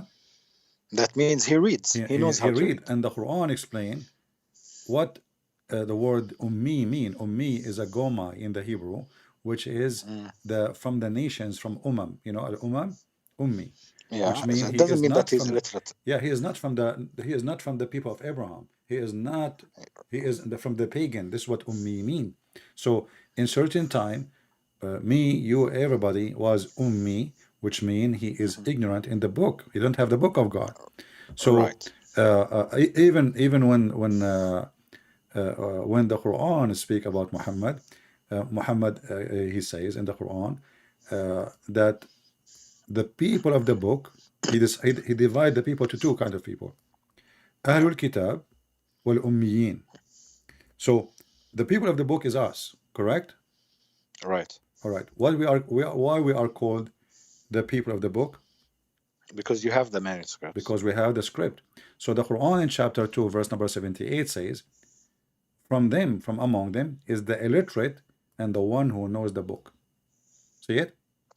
So Right. Muhammad is from the pagan who do not know the book of God. Have nothing to do And then who with being able and then to who read. brought him the book? Huh? Who brought him the book so he can put all these stories in? Well, no, he do not know the book of God. He doesn't know. Yes, I know. This is in the beginning. So this is what we were showing people now, that Muhammad, when you call me, Muhammad, he orders Zayd ibn Thabit to go and learn and study more in the Aramaic language so he can read for him the books of the Jews. And then he start copying from there and he put what he can add. Summary. So it was Zayd and Waraqa? Anyone else? Waraqa is the one who started it, but then Waraqa he died, and when he died, the inspiration of Allah stopped coming to him. Yeah. Yeah. It's funny. Yeah.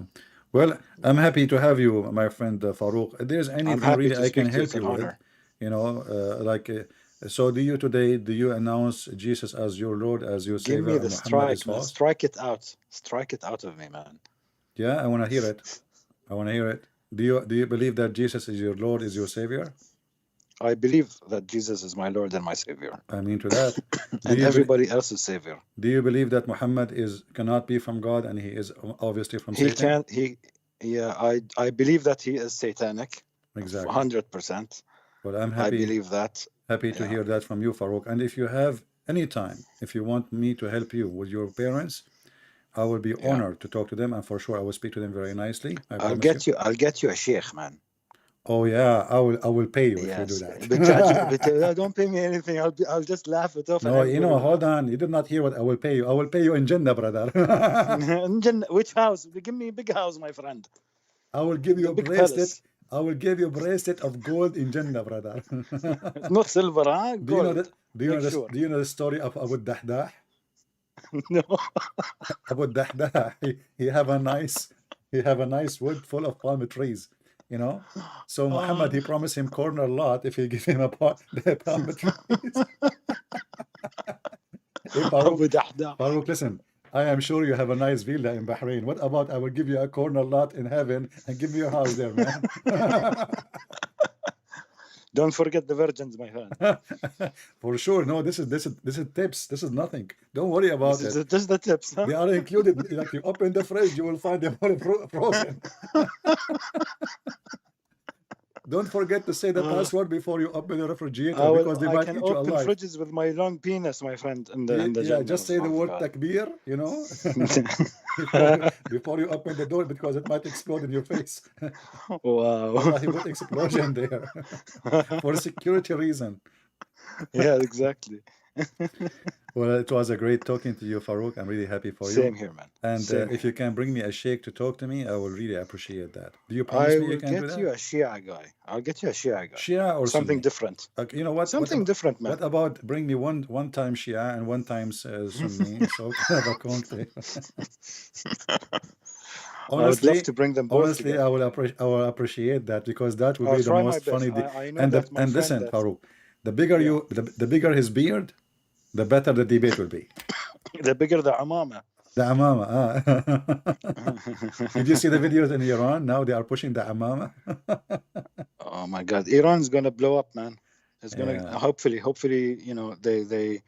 they fix all the issues and kick them out, kick all these bearded men out. I don't think so. Joe Biden is supporting them. Yeah. Anyway, Joe Biden supporting everybody for his own pocket, for his own agendas. Yeah. Exactly. Yeah. Well, good to hear you, Farouq. I will be happy to hear you Habibi, again. Habibi. Thank you very much for calling, and may the Lord bless you and your family. And let us all Thank pray you for so our much. brother Farouq here. All of you brothers here, pray for Farouq. He accepted Jesus as his Lord. Thank you so much. As his Thank you so Savior. much. I And appreciate not only it a lot. that, we will pray to your parents, your family. I don't know how many sisters you have, how many brothers you have. I have 3 sisters, and I'm the only guy. That will be wonderful if you can bring them to Christ, my friend, because that will, because the Lord, he says, from their fruits you shall know them. You shall know them. And the Lord now, he appointed you to be ambassador for him within your family. So save your family, my friend. Save them so they will live happy. And even when we die. There is no divorce tomorrow? Oh, no divorce tomorrow. No divorce tomorrow. No, you see, if this it is a tough one, man. It's a toxic marriage. If this woman, you see, Christianity does not encourage divorce because divorce brings problems to the children. I have no children. Oh, that's a different story. But anyway, still, I cannot encourage you to divorce your wife because she's a Muslim. Have some patience. Maybe the Lord will help you to bring her to Christ with you, and will change her the same as he changed you too.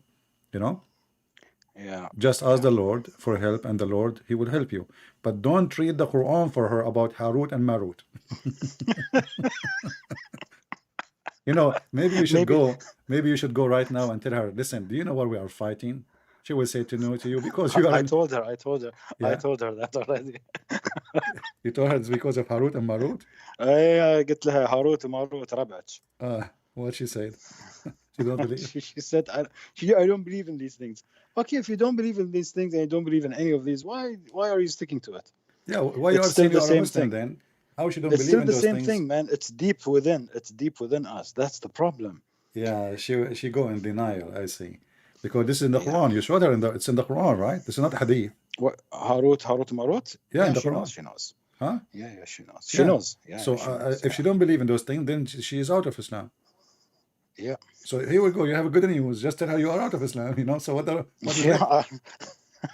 Either she have to believe that Harut and Marut is causing you to have a fight with her, or she don't believe in Harut and Marut, and then she is out of Islam. So if she don't believe in Harut and Marut, then she is out of Islam. Technically, she's out, but it's very hard for the person to believe that they're out.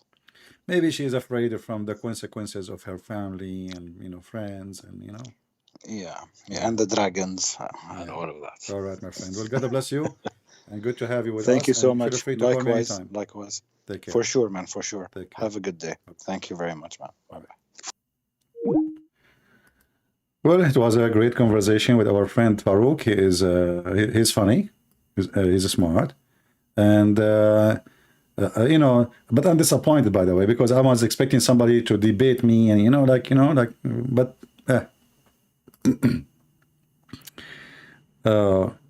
But anyway, let us hope that Harut and Marut will not join in the bedroom today between him and his wife. I mean, have you ever heard of a god? He opened a school of Harry Potter to teach black magic, and what the purpose of the school? Look how noble this school is. Amazing school, brother. Harut and Marut. They open a school for the fool. Our tuition is so cheap, and we will teach you how to be cheap. Cheapen your wife so she will fight you, and you'll get divorced, all of you. Join our school and sign the disclaimer.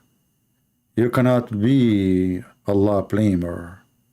For Allah is almighty, and his power show in divorce court. Takbir. What a stupid religion. While, Jesus encouraged us that men and women, when they get married, they became one, they are united. the God of Islam was busy opening a school in the Babylon Tower, you know. And if you ask yourself, why in the heck in the Babylon Tower? Makes sense, makes sense. I mean, how the angel will come down? You want them to jump? Like, they have no parachute at that time. So Muhammad, he heard this is story. This is a fiction story, exists long before Muhammad. And this is why you see those names, Harut and Marut, these are not Arab too. I mean, what Harut mean? Any Muslim can tell me why their names is Harut and Marut? What does that mean? And actually, me myself, until now, I could not find what Harut and Marut mean. I did read a lot about it, actually, and there's too much confusion. I'm trying, still studying, trying to find what is the origin on the real meaning of. I'm sure there is a meaning. I'm very sure there is a meaning of Harut and Marut. But Harut and Marut, who they are angel of God, they are opening school for the Abdul. All right. We have somebody trying to call. Let us see. Remember, please, only Muslims can call us.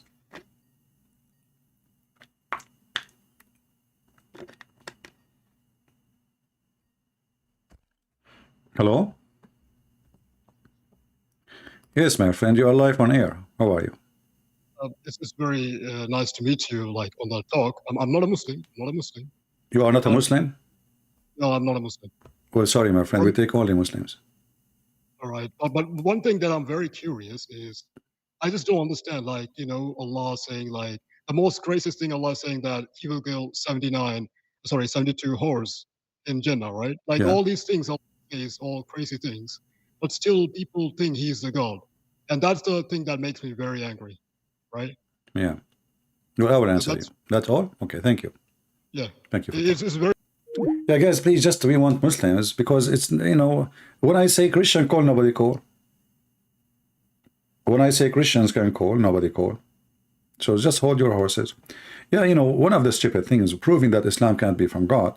I mean, have you ever heard of a God? He promised you, if you believe in me, I will give you 72 versions is not the number. This is wrong number.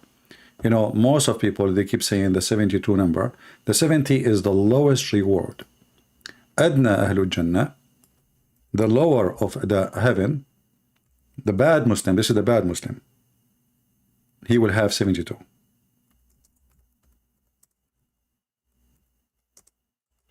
$80,000 little boys, and 72 is for the lowest in the heaven, not for the normal Muslim. Normal Muslim, depending how good he is, he will have. So here we see in Jami' al-Tirmidhi, it says, at least the least of the people of heaven position is the one with 80,000 servants, little boys, and 72 wives. So the 72 wives is not the number Muslims they will have in heaven. That is correct, our information. The 72 is for the lowest, the worst Muslim. This is the one who entered the last one to the heaven. All right?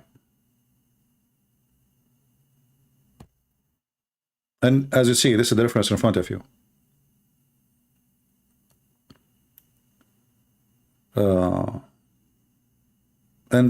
His house is made of tent. It's a tent.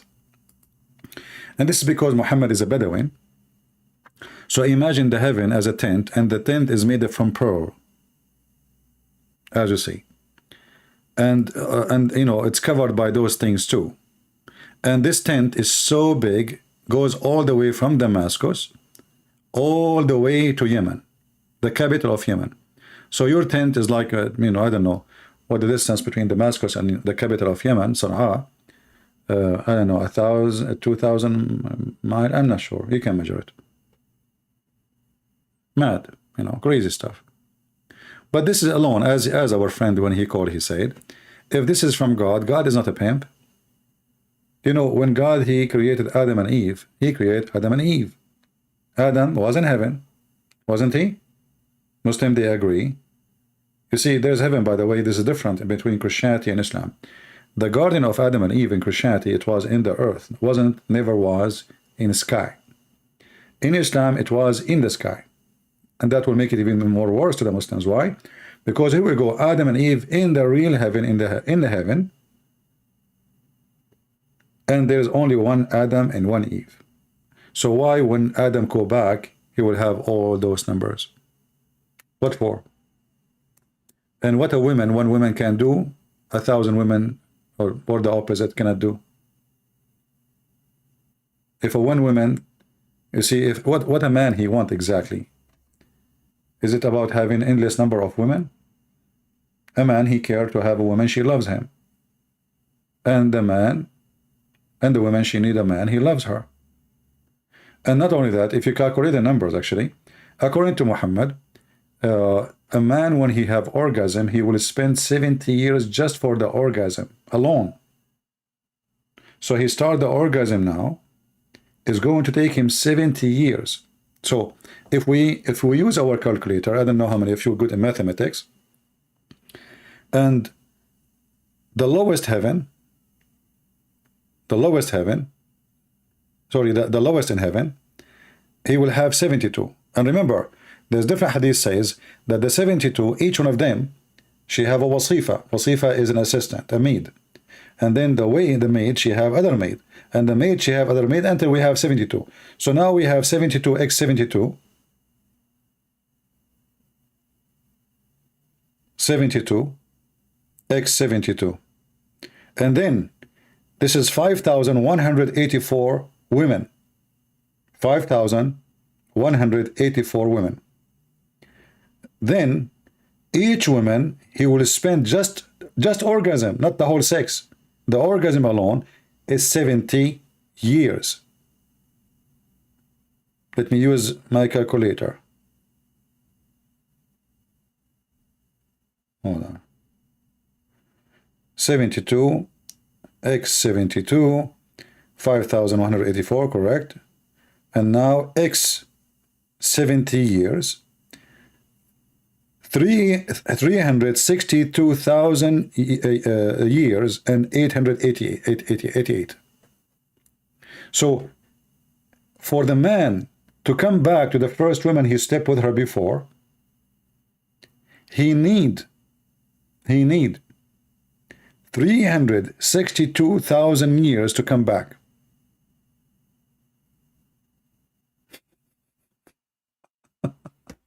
So this woman, who he slept with her first one, she have to wait for 362,000 years. So what's the point? And not only that, all those women, they look the same. They have the same hair, the same voice, even they sing the same song like they are Barbie, you know, they have a battery. So what's the point? And all of them, their name is Hur. They have the same name, the same look, the same face, the same voice, the same legs. I don't want to go in details. And not only that, all the men, they will look like Prophet Joseph, according to Muslims. Prophet Joseph. Who is Joseph? They don't know. They say Prophet Joseph. What Joseph mean? Joseph? I don't know. Okay, how Prophet Joseph look like? According to the Quran, Prophet Joseph, he was so sexy to the point when women, they saw him, the women of the Pharaoh, when they saw him, they cut their hands. You know, like they were doing things with their knives. Joseph, he come in the home, in the palace, and women, they start cutting their hand with the knives, and they did not even notice. Even me, I don't do that to women. I mean, I'm so good looking, by the way. I'm just joking. Okay, don't say that. I take it back. You know, everybody makes some wrong saying, like Joe Biden. Consider it one with them.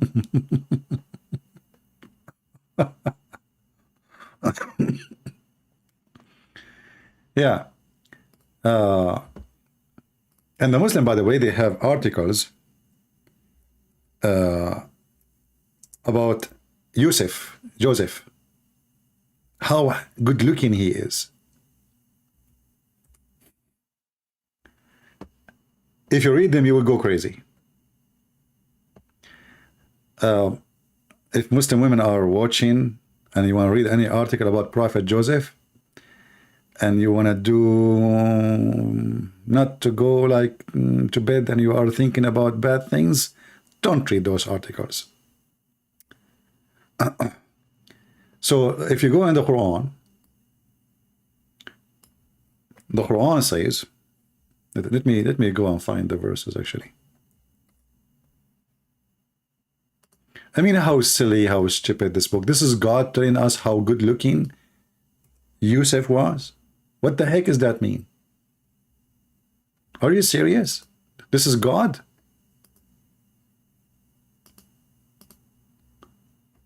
All right.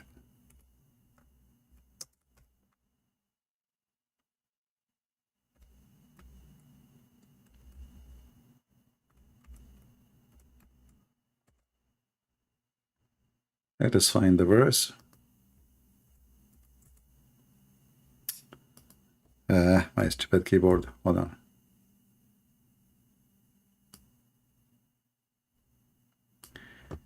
In chapter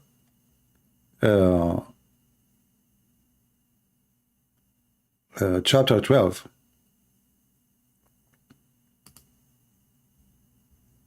verse number 50. So when the king, according to Muslim translation, he said, bring him into me. But when the messenger came to him, which is Joseph said, go back to your Lord and ask him, what is the state of mind of the ladies who cut their hands?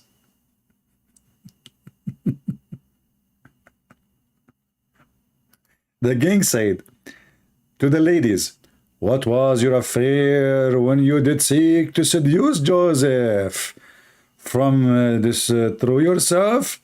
Lady said, Allah preserve us. Only if we evil know who we against him.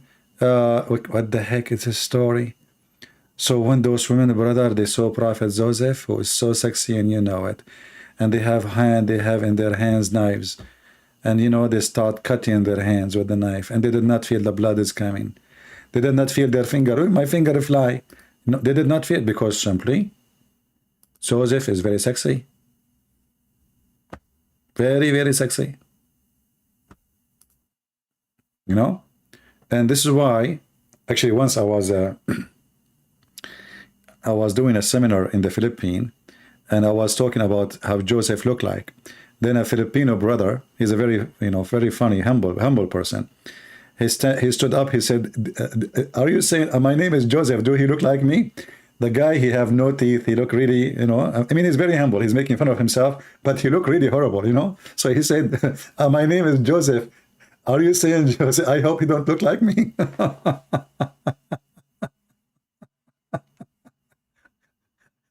His teeth is gone. So he looked like me, but my name is Dodef. I said, "Hey, Dodef, no, you look better than me, brother. Sit down." Yeah. So all the Muslim in heaven, all Muslim men, they will look like Joseph, and all of them, they will be in the age of the Messiah. And all the women, they have the same look. Once a Muslim woman, she said to me, you said, you lied, you said women, they will have nothing in heaven. In fact, the prophet, he said that women, they will be 70 times more pretty. 70 times more pretty. All right? So I said, okay, well, let us see how that works. 70 times more pretty. If we go here, let us open like an empty page so we can study this. So imagine Muslim women, when they go to heaven, they will be 70 times more pretty.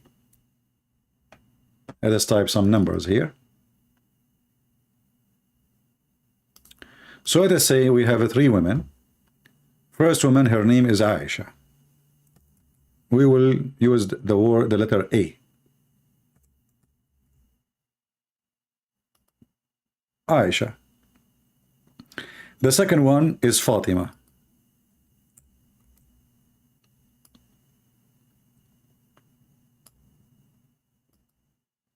The third one is, let us say, Zainab.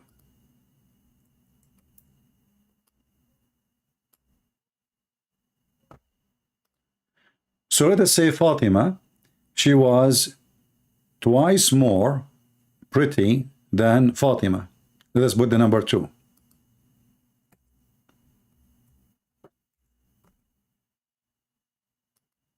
She is twice more pretty than Fatima.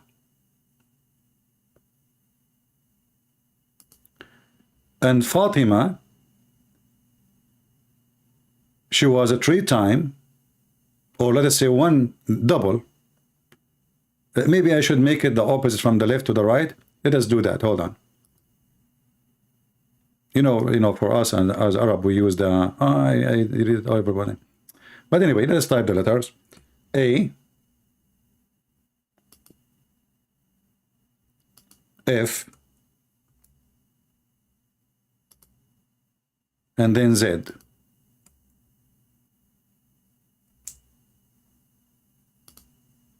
All right. So each one of them is twice more than pretty than the one before her. So if we give the beauty to Zainab as 1, let us say Zainab, she is number 1. Doesn't mean she is number 1, she is the lowest. Fatima, she is twice more than Zainab. So she is twice. 2. Aisha, she is 3 times than Zainab.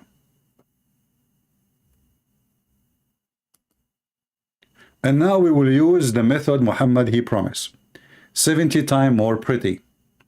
You will notice that nothing changed. Because now Zainab, x 70,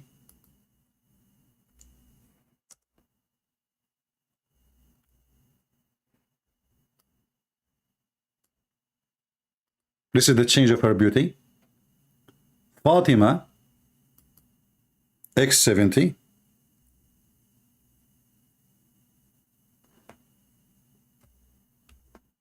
this is the change of her beauty.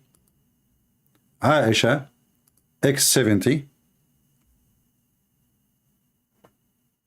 and this is the change of her beauty. Nothing changed. So Zainab, she was ugly in earth, she is still ugly in heaven. For now Aisha, she is 210 times more pretty.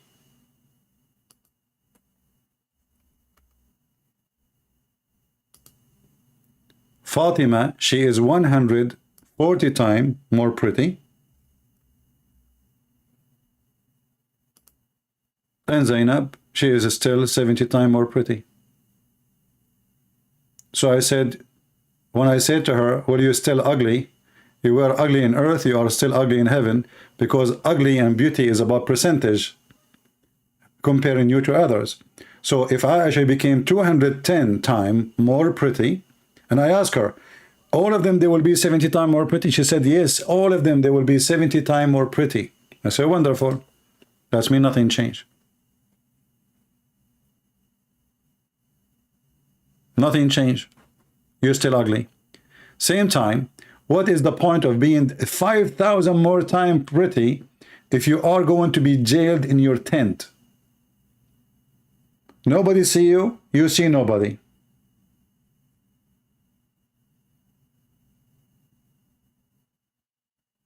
What do you do with this beauty? The Quran says, قَاصِرَاتٌ فِي الْخِيَامِ. They will be jailed in their tents.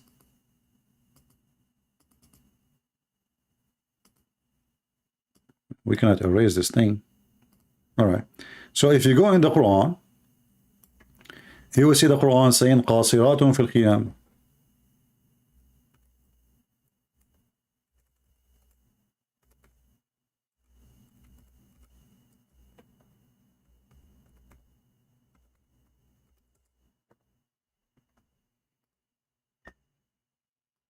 حور مقصورات في الخيام. What the translation says, they will be restrained. Restrained. They are in jail. So now you are pretty and you are in jail. How silly this promise is.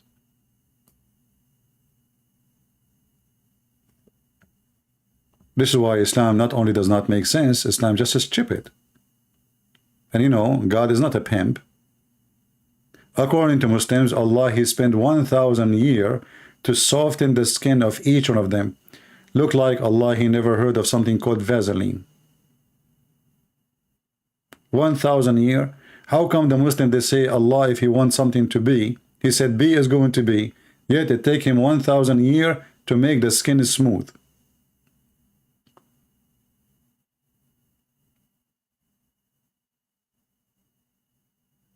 Do we have any Muslim would like to join us?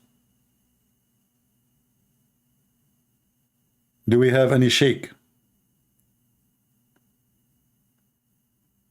Well, we are so happy our friend Farouq, he left Islam today, and we pray for his family. I'm not going to keep you long.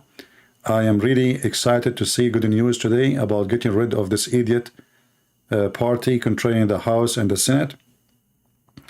I hope that something good will happen. I did voted today, and I will vote always against evil. I don't vote just for party. I vote against evil. Doesn't matter what party is. And Muhammad is the head of the snakes. And all the promises in the Quran proving to us that he is the devil.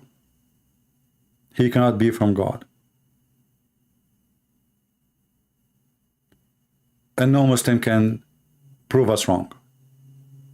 They are so good in a very funny way. After I hang up, I finish, you will see the comment in the comment section, you will die laughing. We sit here, we ask them to call us, they don't. Right? Hisham saying to me, there is a channel make non-Muslim wear hijab. Well, my friend, aren't you ashamed even of the hijab? Here we go. You mentioned the hijab. The hijab, behind the story of the hijab is Umar al-Khattab. Umar al-Khattab, he is the one who was watching Sauda bint Dama. She was doing poo-poo. I wish that the hijab is even coming from your prophet. Umar, he keep asking Muhammad to order his women to wear hijab. Muhammad, he never respond. Watch and laugh at your hijab. And you know, Muslim women wear hijab, but what does have to do with decency? They wear hijab. Do you want me to tell you about a friend of mine? He was in the high school. He chased a girl wearing burqa, and amazingly, she is in the same direction of his house. He keep following her, speaking to her, saying, you know, dirty words. And then this girl, she went to his door. She got inside his house. He thought she is going to tell his family about what he did. She know him. It turned to be his sister. So what hijab is about? It's just a sign of stupidity. Hear the story. This is Sahih Muslim. I can show it to you from Sahih al-Bukhari. Umar al-Khattab was spying at the wives of the Prophet at night. So Aisha reported that the wives of Allah Messenger used to go out, they do poo-poo, in the cover of the night when they went open field, in the outskirts of Medina, for easing themselves, which means farting, poo-pooing, you know better. Allah Messenger asked, he said to him, Umar, he said to Allah Messenger, ask your ladies to observe veil. Who is the one asking for the veil? Umar. But Allah Messenger did not do that. Why? Why he did not do that? So there went out Sauda, daughter of Zama, the wife of Allah Messenger, during one night when it was dark. She was told, started ready. Omar called her saying, Sauda, we recognize you, yeah, Sauda. So Sauda, she was doing poo-poo. And Omar, during the time she was doing poo-poo, he said to her, we recognize your ass, Sauda. So all the hijab you are proud about is because of an ass of a wife of Muhammad, and because he have a perverted friend. And this is telling you how coward Muhammad is. Imagine my wife should go out to do poo-poo, and I have my friend, he chased my wife in the darkness, and he said to her, hey, I saw you. You are Sauda. You tried to hide yourself. And not only that, the story continued to become more awkward, that Allah, he agreed with Umar about the hijab. So Umar, he says, وَافَقَنِي Rabbi. Some different hadiths, I agree with my Lord. Some hadith says, my Lord agree with me. So my Lord agree with my judgment. This is Muslim translation. In three, what are they? The location of Abraham, the hijab, and the prison of Badr. Other place, he add more. Look at this. My Lord agree with me. I said, Allah apostle, I wish you station of Abraham. Allah, he took it, put it in the Quran as Umar, he said. I said, let your wife shoot to cover themselves by hijab. Allah, he took it and he made a verse about it as I said. I said, may Allah divorce you. The chapter of divorce, chapter 65, verse number 5. Allah revealed as I have said. Look, guys, does it say the same as have I said? So the verse, the same as I had said, was revealed. Do you see it?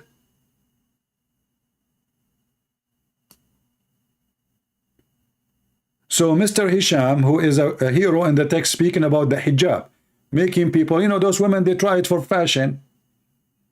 But go and see what your women, they do in the Middle East. They are wearing hijab, but drugs, prostitution. What hijab is for? Since when hijab will make a woman decent or a bad woman? Don't you see that women, they are burning the hijab in Iran by millions? But look what happened now. Because of what you mentioned, you got your prophet busted. Your prophet was copying Quran from a guy, his name is Umar. And the one who made the hijab verses is Umar. The one who made the verse about divorce is Umar. The one who made the verses about the Kaaba is Umar. So what Muhammad did? Not only that, Muhammad, he said, if there is a messenger or a prophet will come after me, that would be Umar. So obviously Umar, he knew that Muhammad is a fraud. He is copying him. And here you ask yourself, how the Muslim, they say in the Quran, say, nobody can make Quran like Allah. And then we find that Umar, he made Quran and Allah take his Quran. I thought nobody can make Quran. How many of you saved the reference? Hey people, did you save the reference? Always, if you want to find something, to find reference of what we are showing you, you can type Al-Bukhari hadith number 402, or you can search like here, so the verses, like you have to type the words exactly in Google, and you will find, Google will help you right away. This is the link in case you like to save it, your reference. So if a Muhammadan ever, he come to you and he spoke about his amazing Quran, which is for us very laughable, you can get him busted with this. The amazing Quran is about the ass of Sauda, the wives of Muhammad fighting, throwing tomatoes on him, not peace upon him, tomato on him. Even the Quran says they having strike against the Prophet, strike. And the Muslim, they say to us, the Muhammad was the best of mankind. He treated them, his wives, so nicely. And then we will find that the wives having a big fight with Muhammad to the point he needed Allah to be involved. Threatening them, I will divorce you if you don't repent. So my friends, I hope today we have a good time. Don't forget to download our videos, share it with your friends, and don't forget to pray to our friend Farouq from Bahrain. And if you are from Bahrain, you heard his accent, you know. We pray that his family, they will accept Jesus too. And I pray too that he will be able to bring me some sheikhs, Shia or Sunni, doesn't matter, because that will be fun and education at the same time, educational. So I want to say thank you all for being here. If you like our channel, subscribe. If you like to support us, we have a link there in the blue message. And if you don't like to do anything, that's your business. The Lord, he says, from their fruit you shall know them. And our fruits, we bring people to Jesus. And when we bring them to Jesus, Jesus is the one who will save them, not me. So we pray that the Lord, the Messiah, our Lord Christ, who he said, I am the living God, I am the light, I am the truth, I am the way, I am the resurrection, I am, and only me, the only begotten Son of God. I am your Savior. We pray to him that he will save the Muslims from all the delusional lies of Muhammad, who the Muslim, they believe, and they agree that this man was bewitched. How in the world you follow a bewitched man and you leave the Lord of lords, the King of kings, the Savior, the Messiah. Shame on you. The one who follow a pimp, he will end them in the pimp house. And the one who follow the Messiah, he will be in his holy kingdom. The Messiah, he said, not everyone say to me, Lord, Lord, will enter the kingdom of my Father, but the one who do his will. The Messiah don't promise a key for heaven for filthy, lousy people. He promised the key of heaven, salvation, if you do his will. Not everyone say to me, God, God. It's not enough to say to him, God, God. Muhammad, he say to you, just say Shahada. Just say Shahada. For the devil, he want to take you down. He make it so easy. He said, if you touch the black stone, Allah erase your sin. If you repeat Alhamdulillah 100 times, Allah erase all your sin. How easy. That's how the devil, he deceive you. He encourage you to do more sin. Even Muhammad, he said, Allah the Almighty, he said, if you don't commit sin, Allah will destroy you. And he would replace you with nation who do commit sin and they ask for forgiveness. This God, he love the one who commits sin, and he will destroy those who don't commit sin. What kind of religion this religion is? This is totally the opposite of what Jesus, he said. I came for the sick, not for the healthy. Came to do what? Came to save them. When Muhammad, he said, if you don't commit sin, Allah will erase you from existence. He declared himself to be the devil. For this is exactly what the devil, he want to say to you. Do sin more. But Jesus said to the women, sin no more. Muhammad is saying, do sin more. For if you don't commit sin, Allah will demolish you. Do you see it? This is their religion. This is their books. This is their reference. This is their translation. And this is authentic. Do we need more proofs that Islam is satanic? How in the world does God, he want me to commit more sin in order to survive? And why he want to destroy me if I don't commit sin? This is against the logic of justice, against what God he teach about never disobey me. So Muhammad, he declared clearly that by disobeying Allah, you live. If you obey Allah, you die.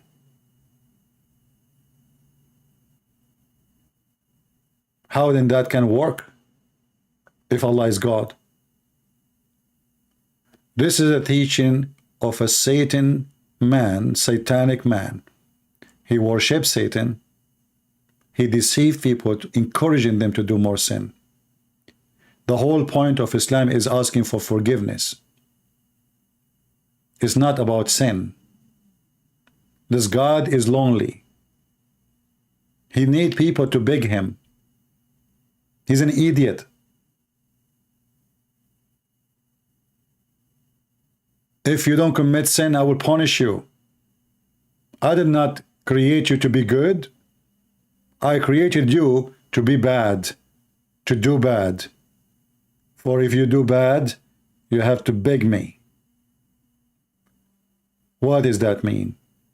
Allah is not as self-sustained as the Muslim they claim. Allah, he is a person who need a shrink. He enjoy torturing people for the sake of torture. For the joy of it, he enjoy it.